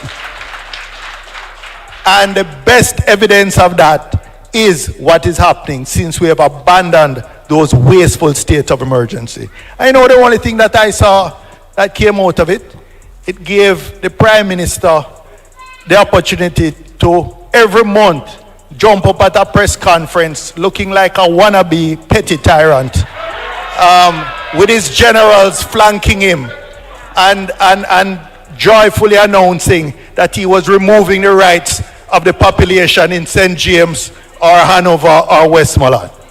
That's all that was achieved. Him, what the young people call cosplaying. You know when they dress up in costumes like, here I am, the petty tyrant with my generals around me. So that is what has happened, and that is why we give this GLP regime no credit for any reductions which have taken place recently. And the track record of the Prime Minister and his regime is that more Jamaicans have been murdered during their 2 terms than any other 2 terms in Jamaica.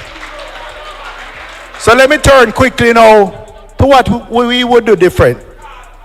We have always maintained that crime control measures must be balanced with crime prevention measures. And what are those crime prevention measures?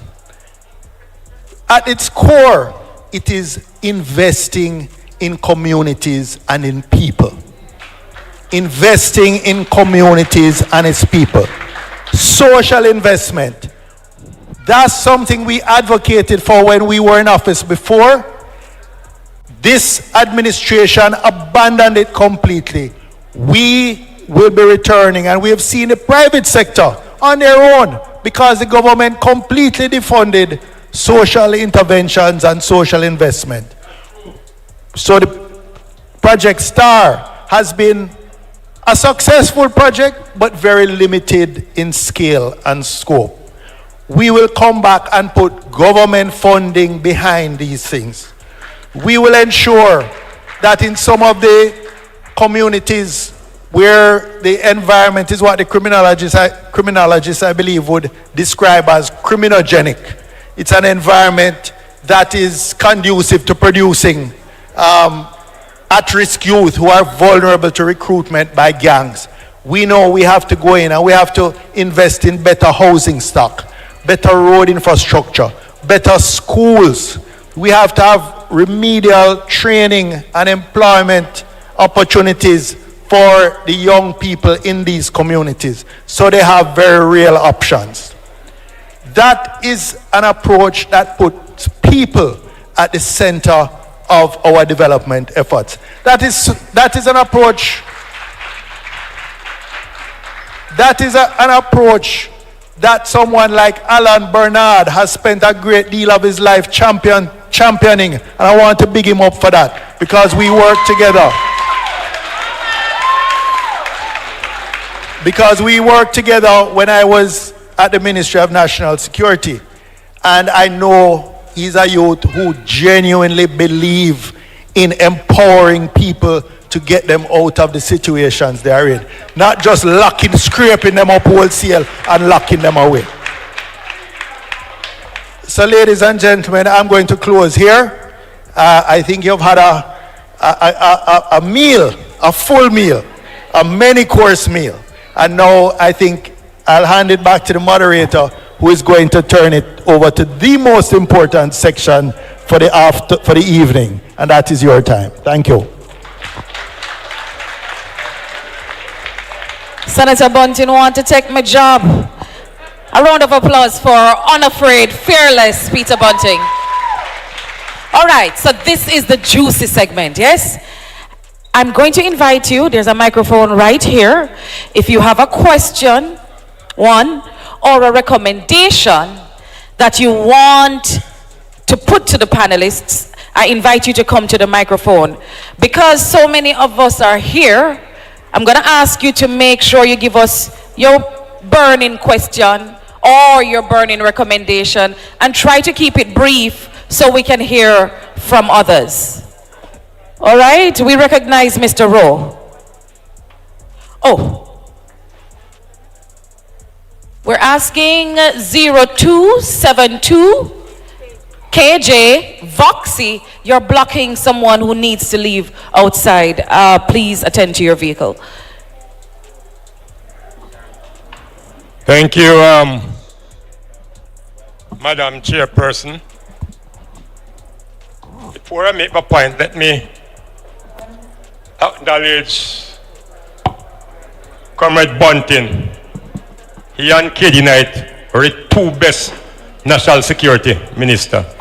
I was in the force, so I know it. And I noticed that all the main spokespersons in the party are being targeted by the government. Dr. Campbell, Dr. Alfred Dawes, you name them. That's how they go about, intimidating and threatening them with lawsuit and all kind of rubbish. Now, Mr. President, what Mr. Bunting said, the social intervention. All right, let's give Mr. Rowe a chance. The government remove the CSJP. I train with them. Remove the National Parenting Support Commission. I train with them. They remove the Peace Management Initiative. All of these things are a combination that will help to transform the poorer class of people in this country. Now, I'm a Maroon. And all the people inside here are Maroons. We're not wild and tame, as the neo-colonialists they had said. All black people are Maroons. And I'm inviting every black people inside here, tell your partner, tell your family that they are Maroon, and they must vote for President Golden's speech in Parliament, where he makes special mention about the Maroons and the Rasta. That is important. And Mr. President, if proper arrangement can be made, I am willing to travel all the areas to alert the people of who we are. Because in closing, one clause in the 13th clause treaty of the Maroon state that Captain Kojo and his men and adherents shall cut clear and keep open large and convenient road to St. James, to Westmoreland, to Hanover, to Trelawney, to St. Elizabeth, and if possible, to Clarendon. So the people are Maroons. Mr. Patterson and Miss Portia Simpson, the royal queen, they told me when I was colonel that they believe they have Maroon blood in them. And Mr. Patterson was my guest speaker in 1995. 1997, he came back to a compound with President Jerry Rawlings.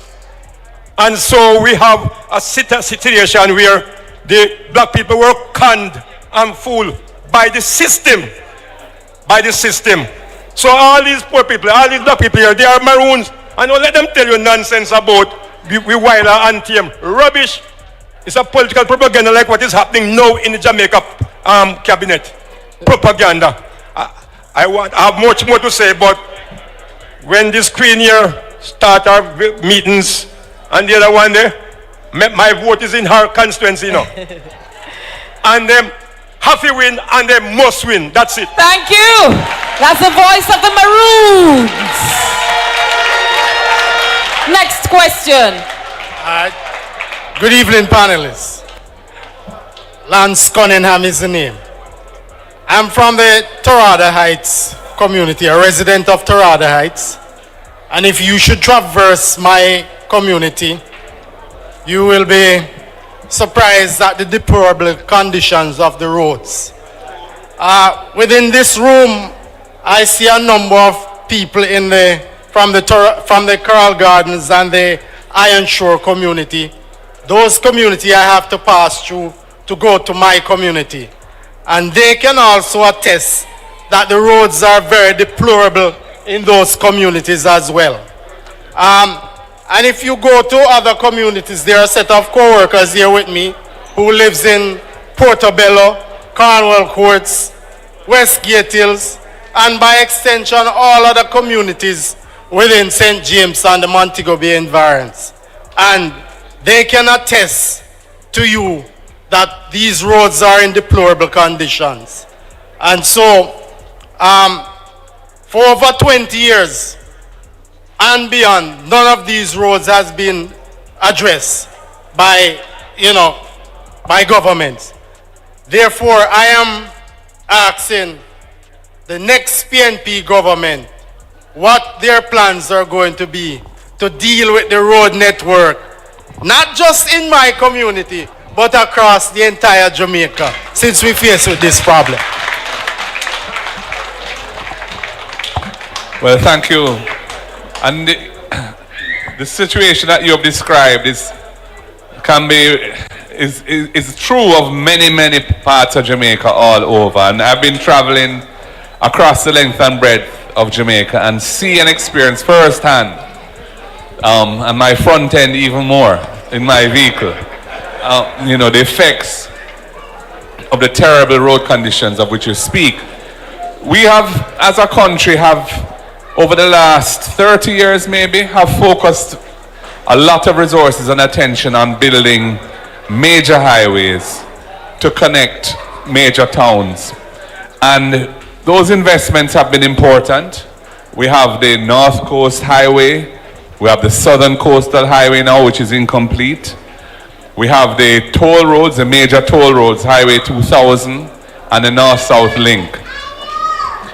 But what we have not done is put any kind of program in place, certainly in the last 10 years, to deal with the roads that the people of Jamaica have to drive on every day.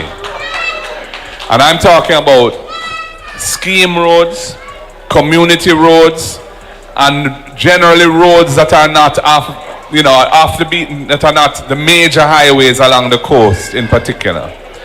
And we had the Road Maintenance Fund, which was established by the PNP to try and address this problem by ensuring that there were resources which funded out of traffic tickets and licensing of motor vehicles to support the maintenance of the road network. That has been put to an end. The JLP government brought it to a close and they didn't put anything in its place. And so the road network has been steadily deteriorating and it's probably at the worst that it has ever been. With the election coming, they have tried to reach and they've tried to spark. But neither of them are sufficient programs to address the accumulated scale of the problem of bad roads in the country. We are committed to an ongoing allocation of resources for preventive maintenance and rehabilitation of roads so that we ensure that the network is not neglected. It will take some time to restore it, to the condition that the people deserve, but by focusing on road maintenance on an ongoing basis in a very serious way, we intend to address the problem. We will also be working with the places of learning, UTech and other facilities to bring in the young engineers and have them help to ensure that the projects of road maintenance are properly designed, properly executed as well. And we see the need to empower our local government authorities so that they can look after the roads that they have responsibility for. So it is a big problem that you've described, and I'm not saying that there's any easy fix to fix it overnight, but it requires a proper policy of prioritizing the roads on which people drive every day to get home and to get to work or to get wherever they need to go, and ensuring that those resources are put in place so that in the medium term we will see a significant improvement in the quality of our roads, and also eliminating some of the corruption from the way in which road projects have been executed, where we are seeing materials are not being used as they should.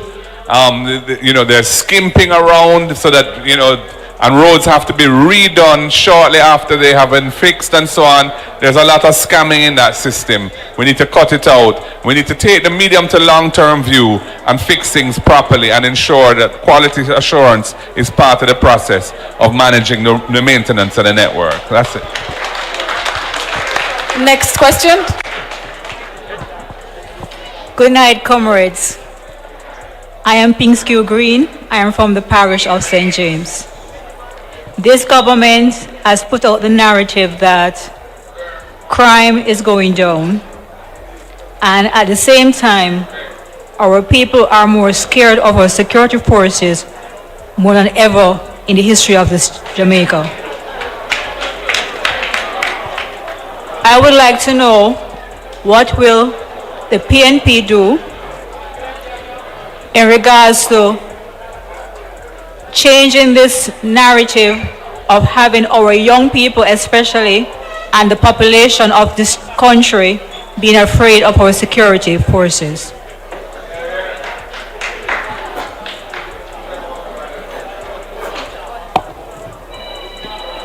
Thank you. Do I just answer from here?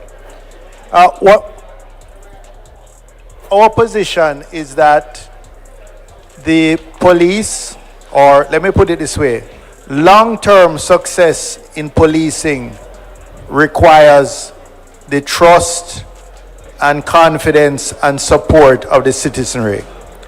We are for police accountability, which is why we piloted the body-worn cameras 10 years ago, and we are really disappointed that 10 years later, after the first pilot of body-worn cameras done by our administration, we have still not seen that widely adopted.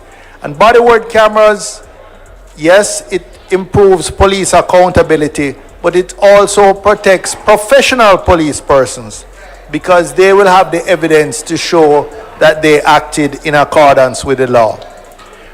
We're concerned about the level of police fatal shootings, but we are not in a position to make a determination. We have to rely on the Independent Commission of Investigations to tell us what are in accordance with the law and what's not in accordance. But it is an area of concern, and I believe that with improved operational planning, body-worn cameras, we can ensure that we get better accountability. Because one thing we don't want to move from one extreme to the other. We do not want to create a situation where there is impunity on the part of police. We've seen what happens when that is. All persons must operate in accordance with the law.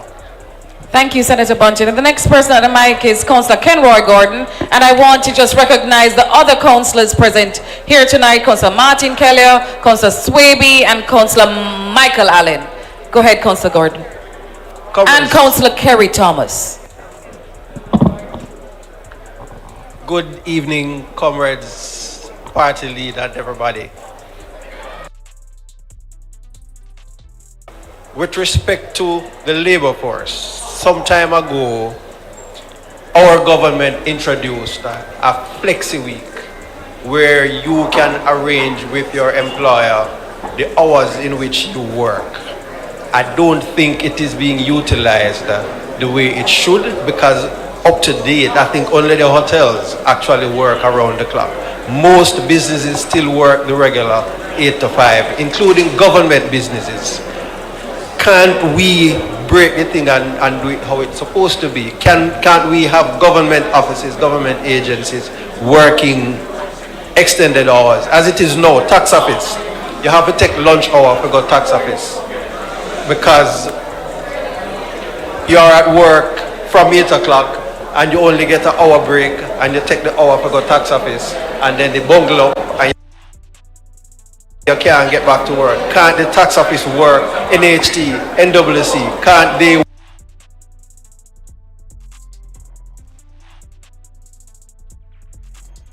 flexi week thing? Another thing that it does, it reduces the drag on the transportation, longer hours in order to facilitate the whole flexi week thing.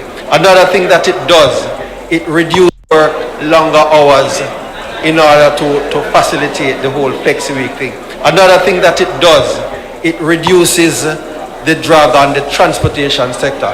6 o'clock every morning, everybody come out. And between 6 o'clock and 8 o'clock, you have bottleneck everywhere. And then between 5 o'clock and 7 o'clock in the evenings, you have bottleneck everywhere. Whereas if the hours were varied, you would have had different times people coming out.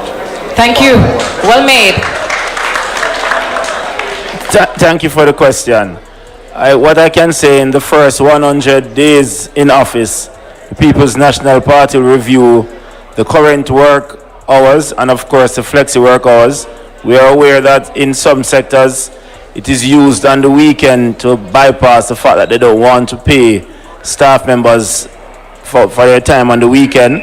So we are going to be reviewing those together, and of course we will have conversations with the different sectors, the BPOs, the hotel, and of course with the government and the tax administration to see how best we could facilitate the regular citizen on the weekend and ensure that they can do their business lawfully and in a timely fashion.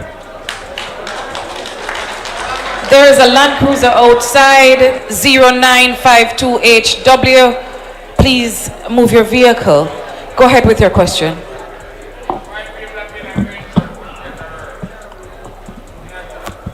Good evening, comrades. All right, to be honest, it is my privilege to stand here tonight to be in the presence of these lovely individuals set to lead our country. My name is Brian Campbell, and I live in the constituency of Hanover Western.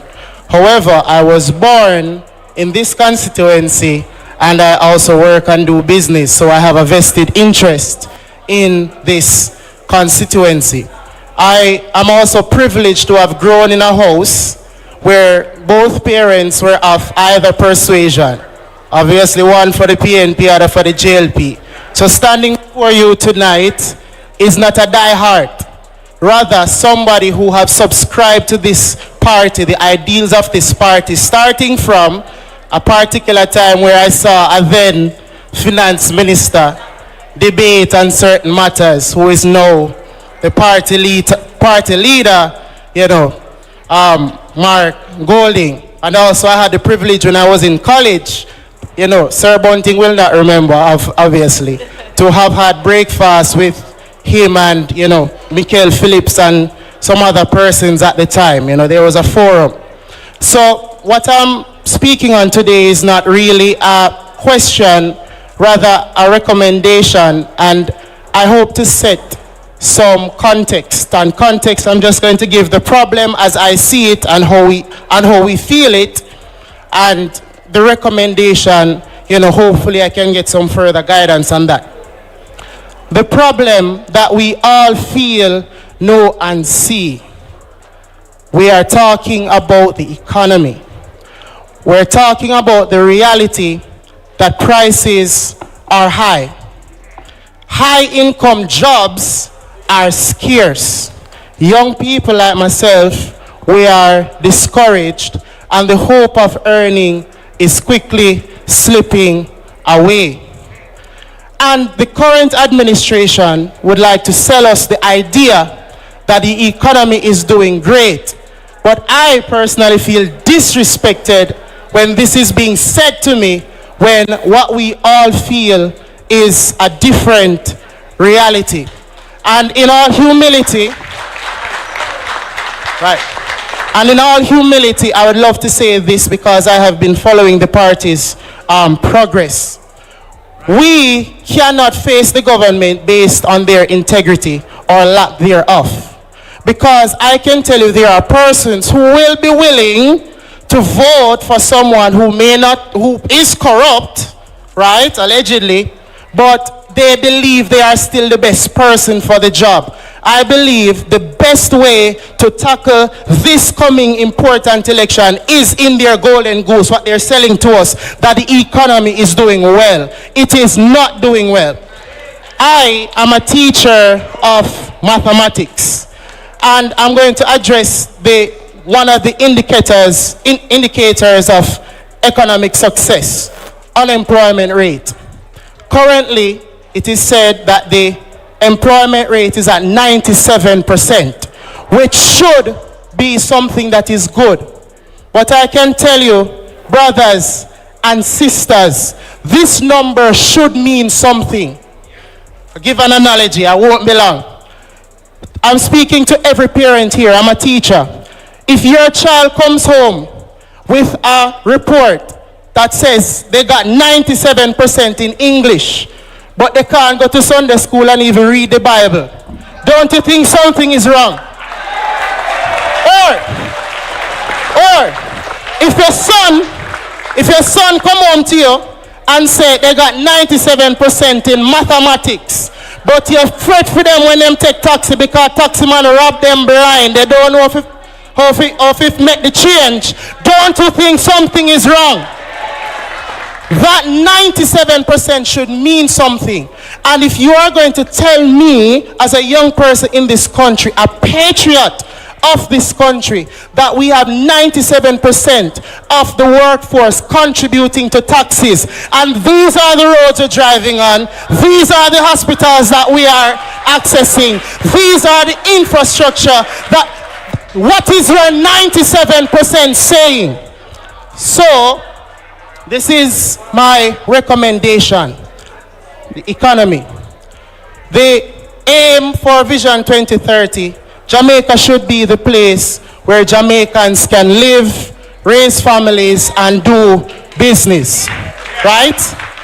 And I learned that one economic approach that Jamaicans took, well, many Caribbean islands took, is industrialization by invitation. And industrialization by invitation is simply to make Jamaica accommodating to foreign investors. That is, we will give them tax breaks, we will create spaces for them to do businesses like the free zone where, it will not be as expensive for them to set up their businesses. At that time in the 1970s, it made sense, because the Jamaican people at that time weren't as skilled and did not have enough access to the capital that was needed in order to be the drivers of this industrialization. But my people, President, fellow MPs, that reality is no longer the case. Jamaicans have come a very far way. We now have Jamaicans who have the tact and the know-how in order to manage businesses that we are able to take on the global stage and serve our own people, and also address the import and export deficit. So this is the recommendation. Some of the benefits that overseas investors would have gotten, why not consider giving it to our local investors? Why not consider then some tax breaks potentially for our local investors, but also bringing in heavy machinery in order to upscale and upskill our own industries in Jamaica completely duty-free, so that we would be able to actually compete locally and improve skills right across the country. So my recommendation, as I said, I'm sorry for the time that I have been taking, but my recommendation is show Jamaicans that the economy that you will inherit is going to be the best economy for Jamaicans to do business and raise families.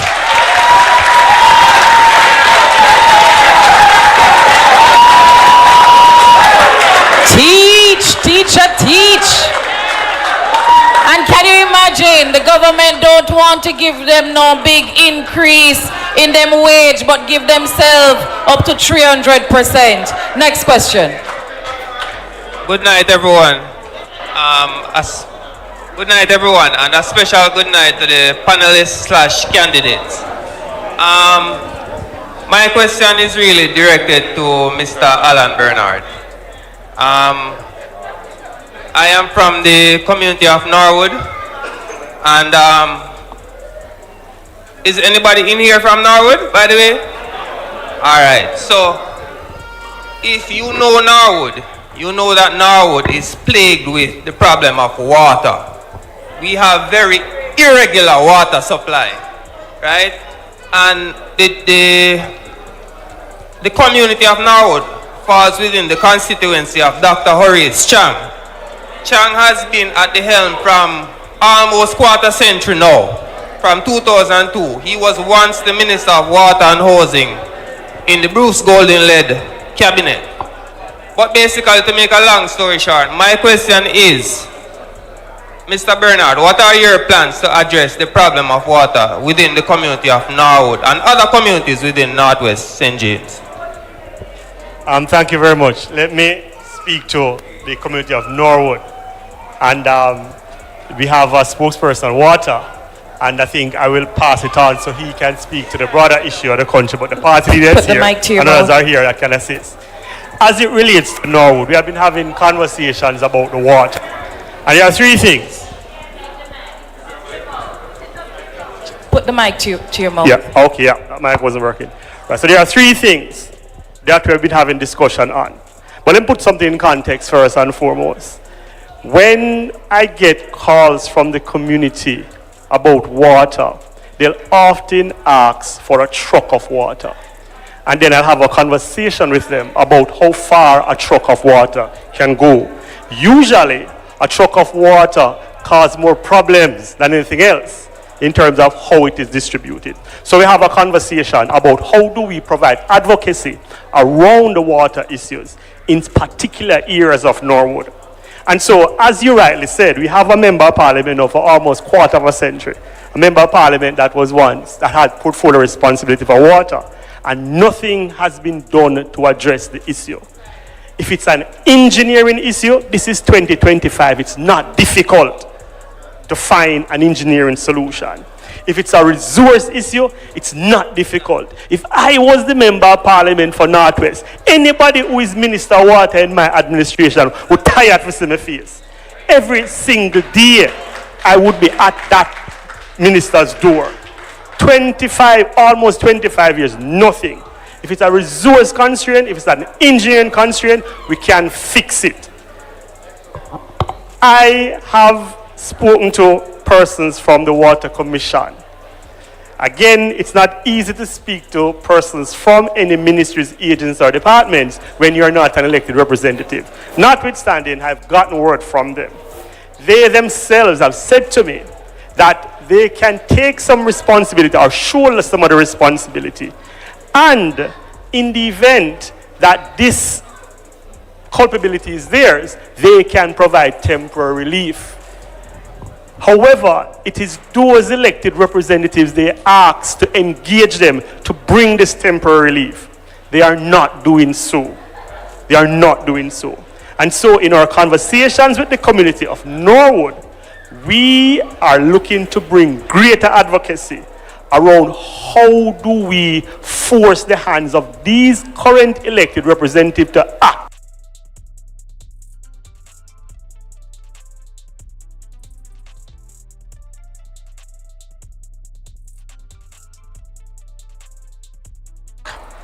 act to bring along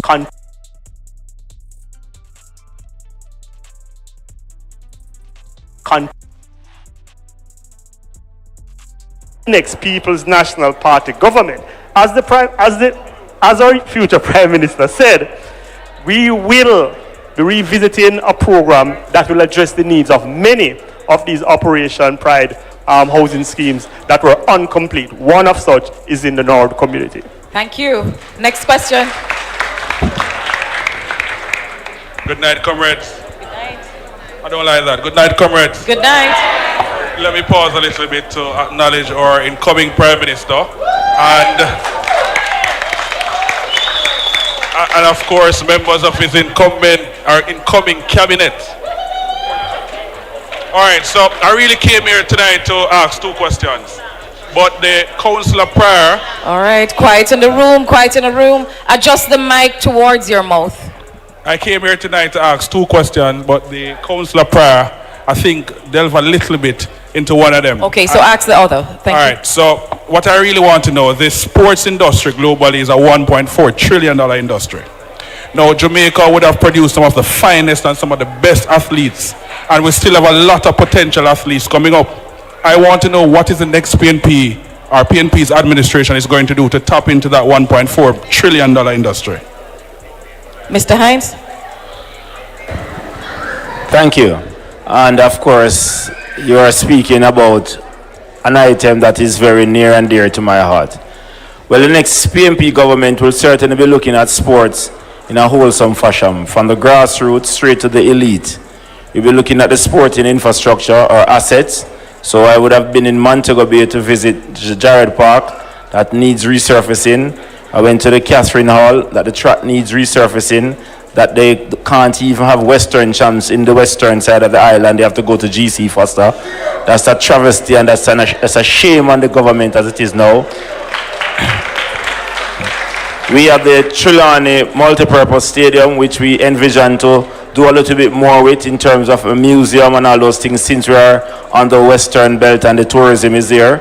And certainly be looking to do training with the University of Technology, the University of the West Indies, GC Foster College, in trying to make sure that we have the academia aligned with us so that we can get the scientific research done to enable our athletes. Sports is a multifaceted industry.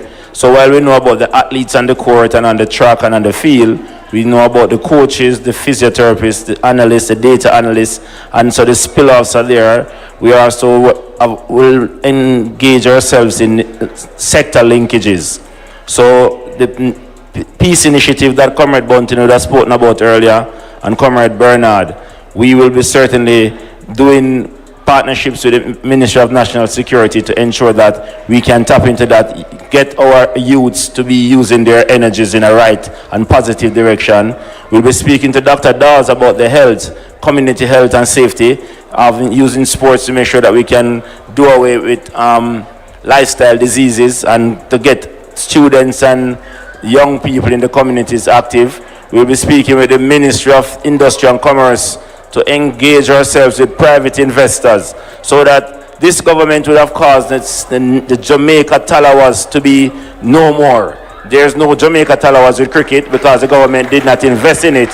And I'm sure Comrade Mark Bolin and us will be looking to speak to other private cricket investors to bring back a franchise in our country, because we are renowned for cricketers. We had Chris Gale, we now have Andre Russell and Ravman Powell, Stephanie Taylor.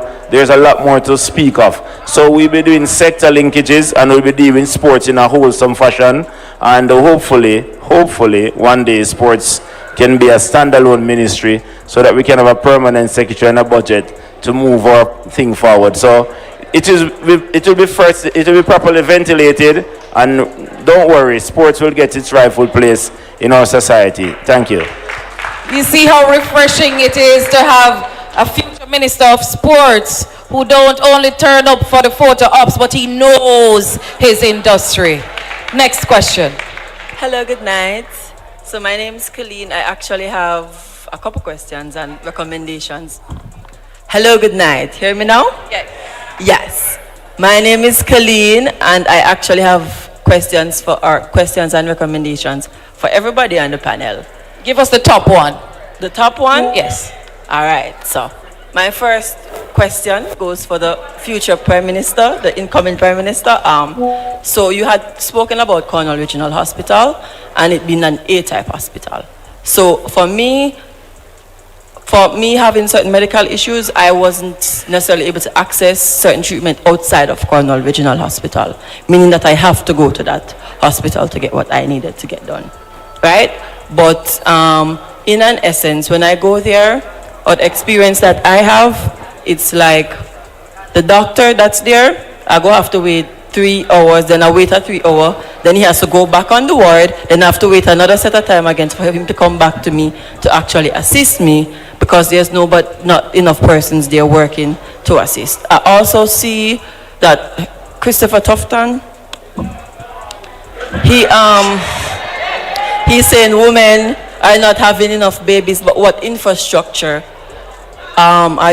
is going to be put in place to say, yes, women, it's easier for women to have children, the experience will be easier for women, and so instead of just having babies, because he's not going to help women to take care of all of these babies that they're supposed to have. So that's the first question, yeah. Okay. Comrade Leader.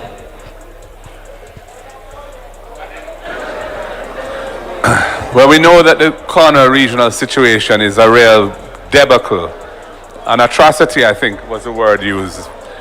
And the level of service there currently is unsatisfactory and inadequate, because the facility in which they're operating is itself, not what it should be, because the hospital is under major renovation and has been for many years.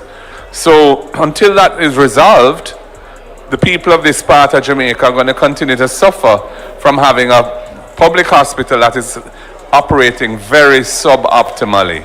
And we need to get that project under control and get it finished so that the hospital can be opened and provide the services that the people need.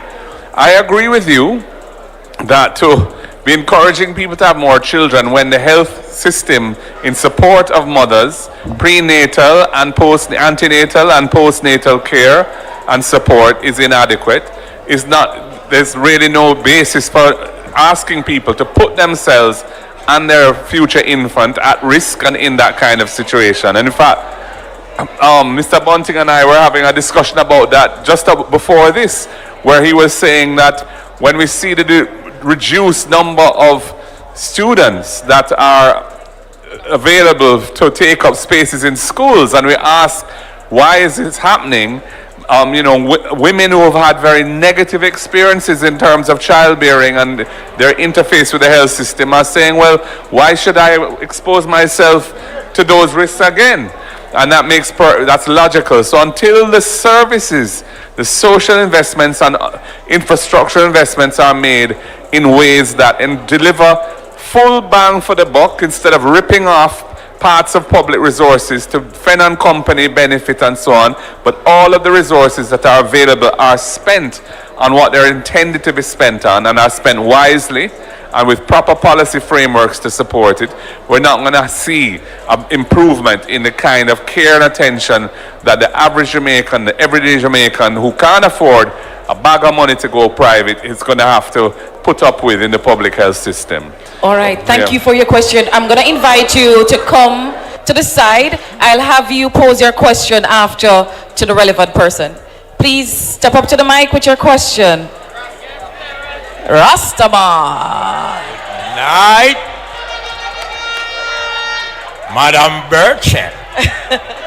I can see that you is a Porsche Simpson order. Yeah. Anyway, big up to all of the comrades them, the females them, and the man them, and the warrior them. I want to tell the man them, yo, let me tell you something. I want to stand up for the woman them too, You understand my meaning? Some little things are gone. in this country what I don't like. You understand me? A man supposed to know say you see a woman and your mother know your father. You see your father is a stepper or is an intelligent critic. So know your father. Some little thing I go on in this country where I don't like. The young girls them I get raped off and the boys them and all these things. These things supposed to stop. And you see when the president step in at the White House as me excuse, sorry about that. I didn't think they are America, but I never travel America yet. But big up Mr. and the president of Jamaica, Mark Golden, the junglist. Say nothing no miss. Real order.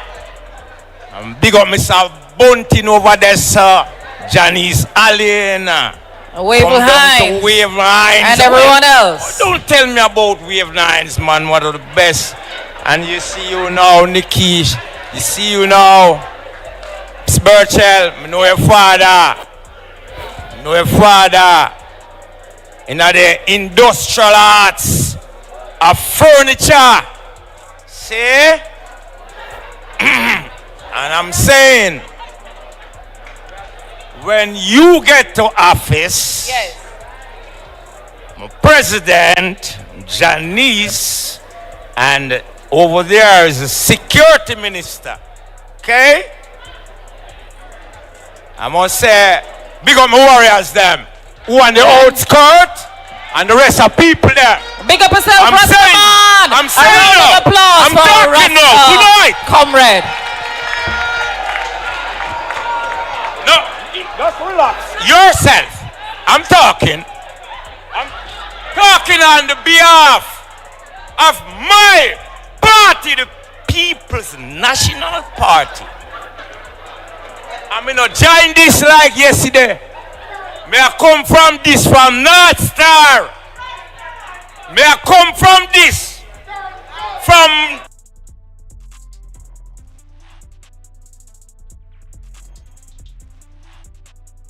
Joshua Michael Manley. That's right. And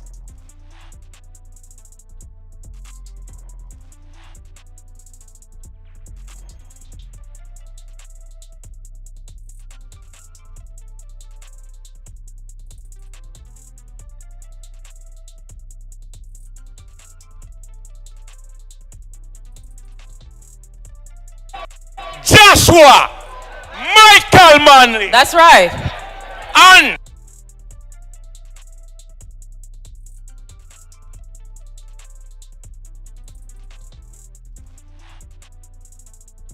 Joshua Michael Manley. That's right. And this big up, respect, but give people a chance. big up a that long line behind you're you. going to get Long a line chance, behind man. you. You're going to get a chance. Long line behind you. No, I'm saying. Give to us 30 seconds. Relax. To my leader and my prime minister that's coming. I'm saying. Embarrassing. Yes. I'm saying no. My leader gonna make. Listen now, sir. What is this?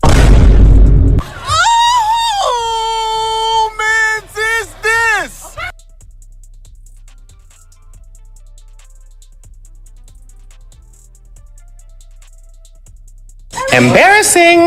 He needs some milk. Mr. Bunting, office, we want to deal with the thing intelligently. Right, sir? Listen, just calm down, no man. We need to rush down. No, we have warriors out here, right? We have to use your.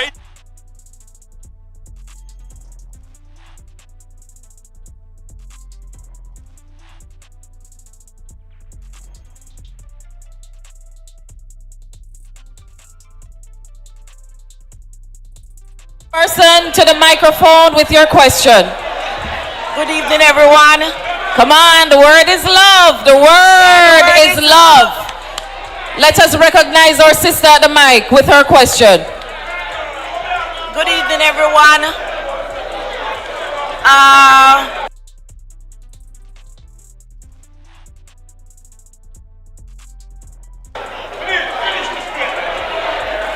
Go ahead, go ahead. I would like to commend my party on that.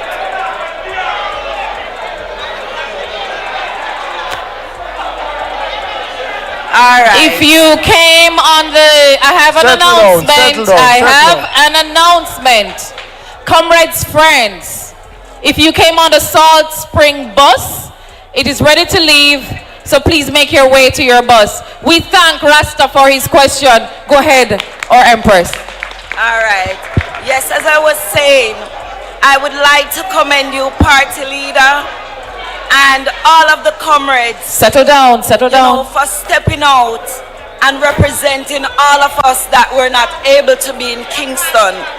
Because there are a lot of pressing issues and a lot of things happening in the country right now.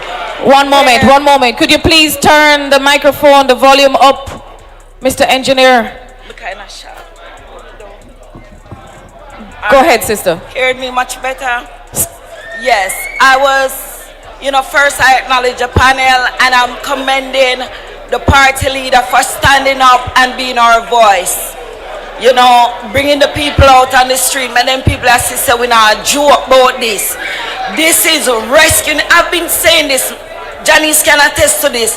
When I do my work, I always say we are rescuing Jamaica. And for you to put that there, that shows me, But my thing is this, comrade leader, what I want you to talk to the young people about tonight, and also some elderly people, because it's like some people don't remember where we're coming from and where we're trying to go. When we go out on the road, they're talking, well, yeah, forgive me. We need something, we need money, we need this, we need that. That's something I want you to address. To talk to them, let them know themselves that we're fighting for not just money, we're fighting for our country. All right? So I want you to talk about that for me, party. Thank you, thank you. Let's take the next question and he'll answer them both together. Fellow comrades, good night. Good night. Madam Queen of the South and next Prime Minister to be, greetings. I have a question to ask. Recently, I overheard the commissioner saying that those guys who police stopped on the street went to their phones and extracted information from them. It is illegal, which we already know. I'm addressing it as a luminaire, legal luminaire. Just 2 days ago, a young man from the United States came down to bury his grandmother. And the police stopped him in the Springmount Marathon area, took away his phone, took away his bank cards, which are US, and asked him how he had so much money on him, both US and Jamaican, not realizing that he's a US citizen. They took him down to the station and harassed him. Then when they realized what was happening, they apologized to him. I don't think that is right. Something has to be done about that. Another thing, there are several accounted cases in Jamaica where cases have been adjourned sine die for 30 years, 20 years onwards. I do think I make a recommendation that when you do form the next government, there should be a statute of limitations on this. What do you think about this matter? Thank you. Thank you very much.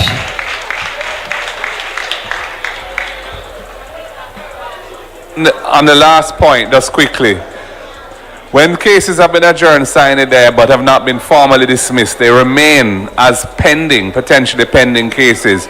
And to get that removed, you have to have a lawyer come and apply to have the case re-mentioned in court so that it can be formally dismissed.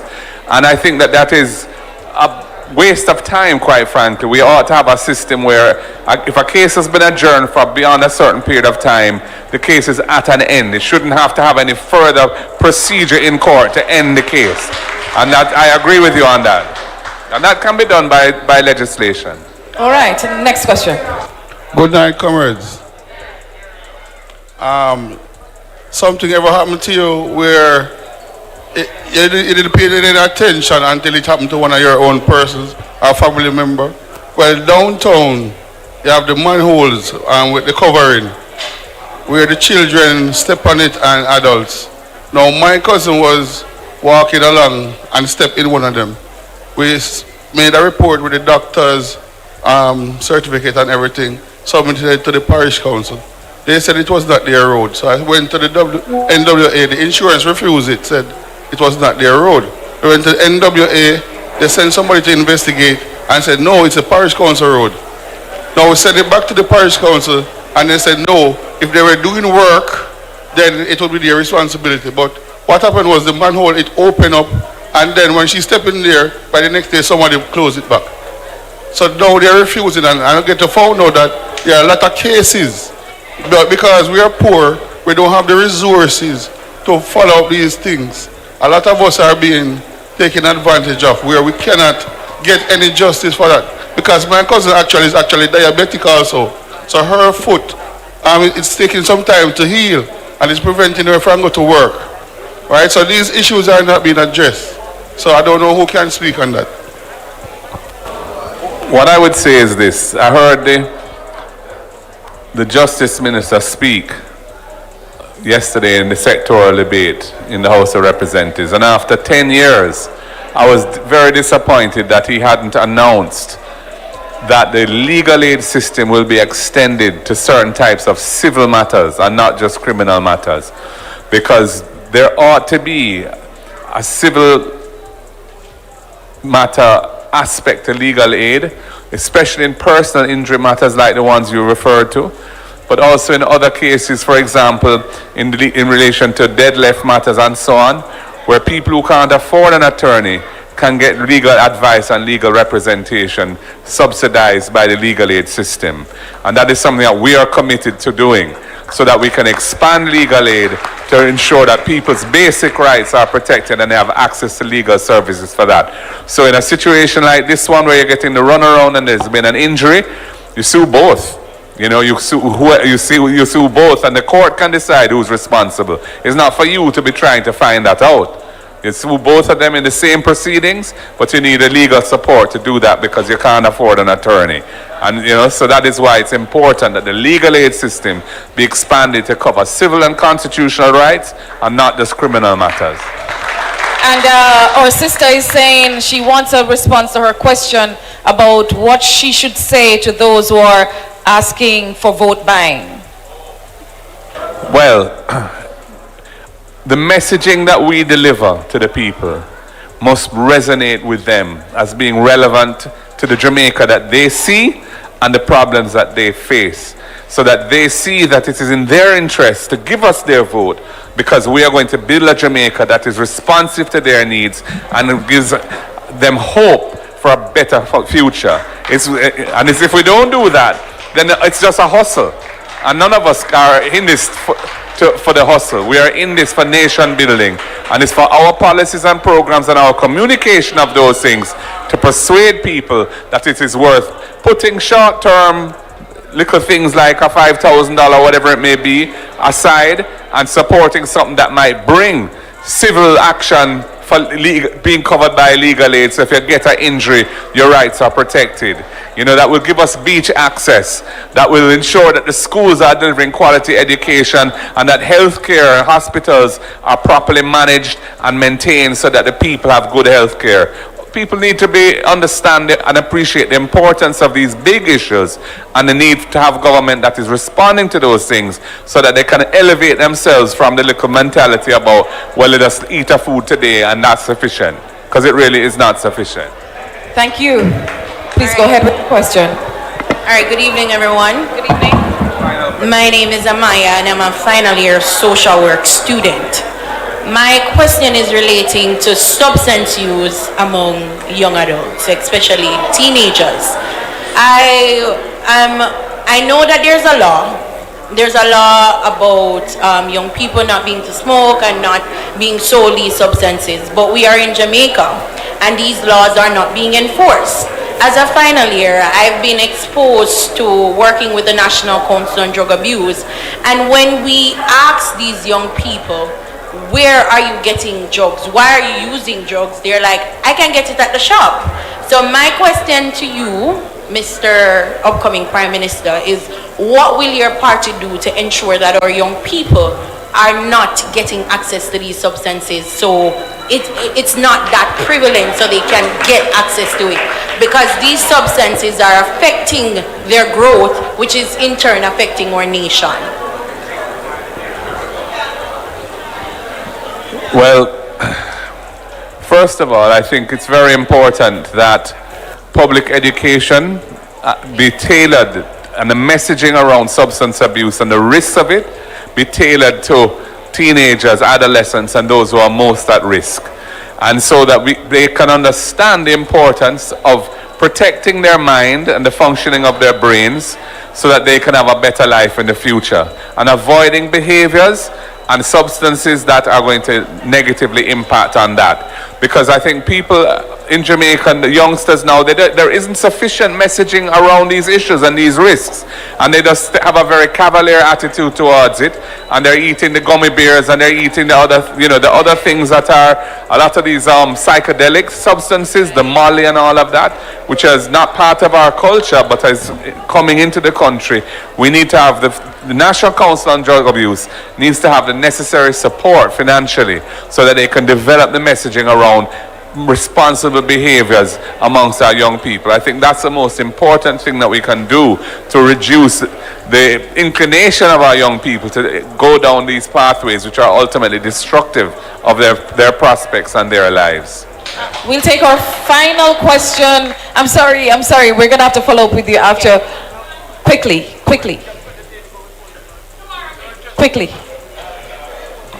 Good night, everyone. Good night.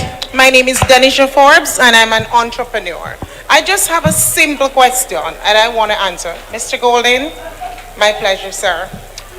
What I want to know is, as the next Prime Minister, what are you going to do about the exorbitant traffic tickets that are being charged to us as motorists? And I can see where tickets move from $500, $800 to now $15,000 for a ticket and $10,000. I want to know, if minimum wage is $15,000 and $16,000, where should people get money to pay for a ticket for $15,000 for parking in the wrong place? And I just want to give an example of what happened to me, because best believe I'm going to the court. I would rather give someone $50,000 for free or $100,000 than pay this ticket that I got the other day. And it's a burning issue for me, and I'm here tonight, and I believe that these ticket prices that they're raping us through this system, might as well they just say tax increase, because this is just a way to scapegoat that it's a new tax. There's no way we can be paying tickets for $10,000, $15,000, and these policemen are there lying too. See, there was a traffic on the road at Westgate on our way to when you pass Vista Print there, because I live in the Meadows of Irwin community. So I recognize in the Meadows of Irwin community. So I recognize that I saw the police siren, flashing, because there was a heavy traffic coming all the way from Barnett Street going up. So I said, okay, I want to see what the accident is. So after passing Vista Print, I said, let me just peep over. So I was in the line. Remember, now, the traffic is calm. Bumper to bumper. You can't even move 10 miles. So I decided, this is my lane. I just slightly do this. Not even halfway, quarter. I just wanted to peep, to see, just be nosy, of course, who met in an accident, because I saw a truck. So of course I saw the police there, but it was too dark, so I could not see. So I said, let me just come back in, full way until. So it's about 3 to 6 cars in front of me.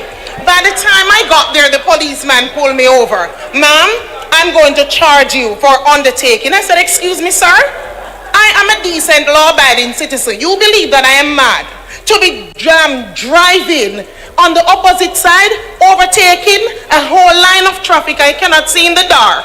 I just wanted to look.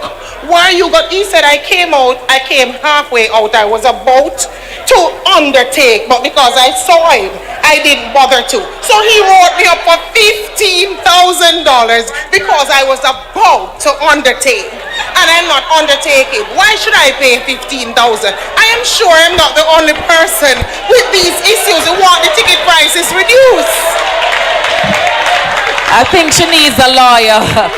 Mr. Golding, he's the lawyer amongst us. I want the prices reduced. That was a very expensive attempt to undertake. Anyway, I do think that the traffic tickets need to be reviewed in terms of the level of fines. I think the new Road Traffic Act has been brought into effect for a year or so now, and it's an opportune time to look back at. It's a very long list of different offences, and to be honest, I don't think the necessary critical scrutiny had been brought to bear on those issues when it was passing through Parliament. So I do think we need to look at it and bring it more in line with what people would consider to be reasonable based on the type of conduct involved. But I would just urge you next time not to be too curious about what you see, so that you're not caught undertaking when you should be going straight. Ladies and gentlemen, that was a people's session. Thank you for your questions and your comments. We're going to invite Rochelle Reed-Knott to do the vote of thanks because we're on our way out of here. Come ahead. Rochelle is the candidate for East Central St. James.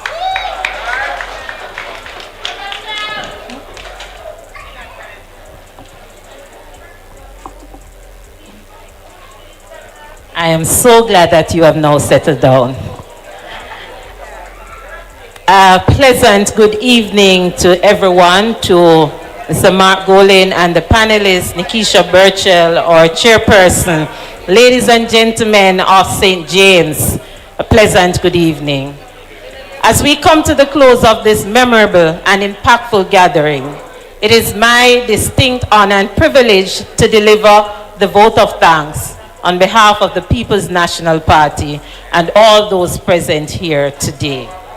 First and foremost, I extend heartfelt gratitude to Reverend Glenn Harris for opening today's proceedings with a meaningful prayer, setting a tone of unity, reflection, and purpose. To our chairperson, Ms. Nikisha Burchell, your leadership and eloquence have guided this program seamlessly. A warm thank you to Mr. Alan Bernard for your gracious and warm words of welcome. I feel like the persons on my right are not really listening. I'm asking you to please settle down. Persons on my right? Yes, I do that. I'm a teacher.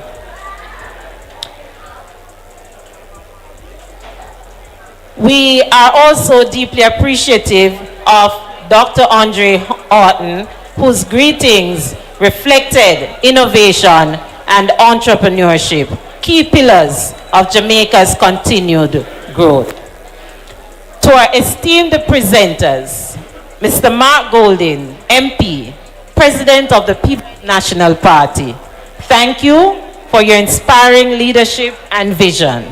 Your words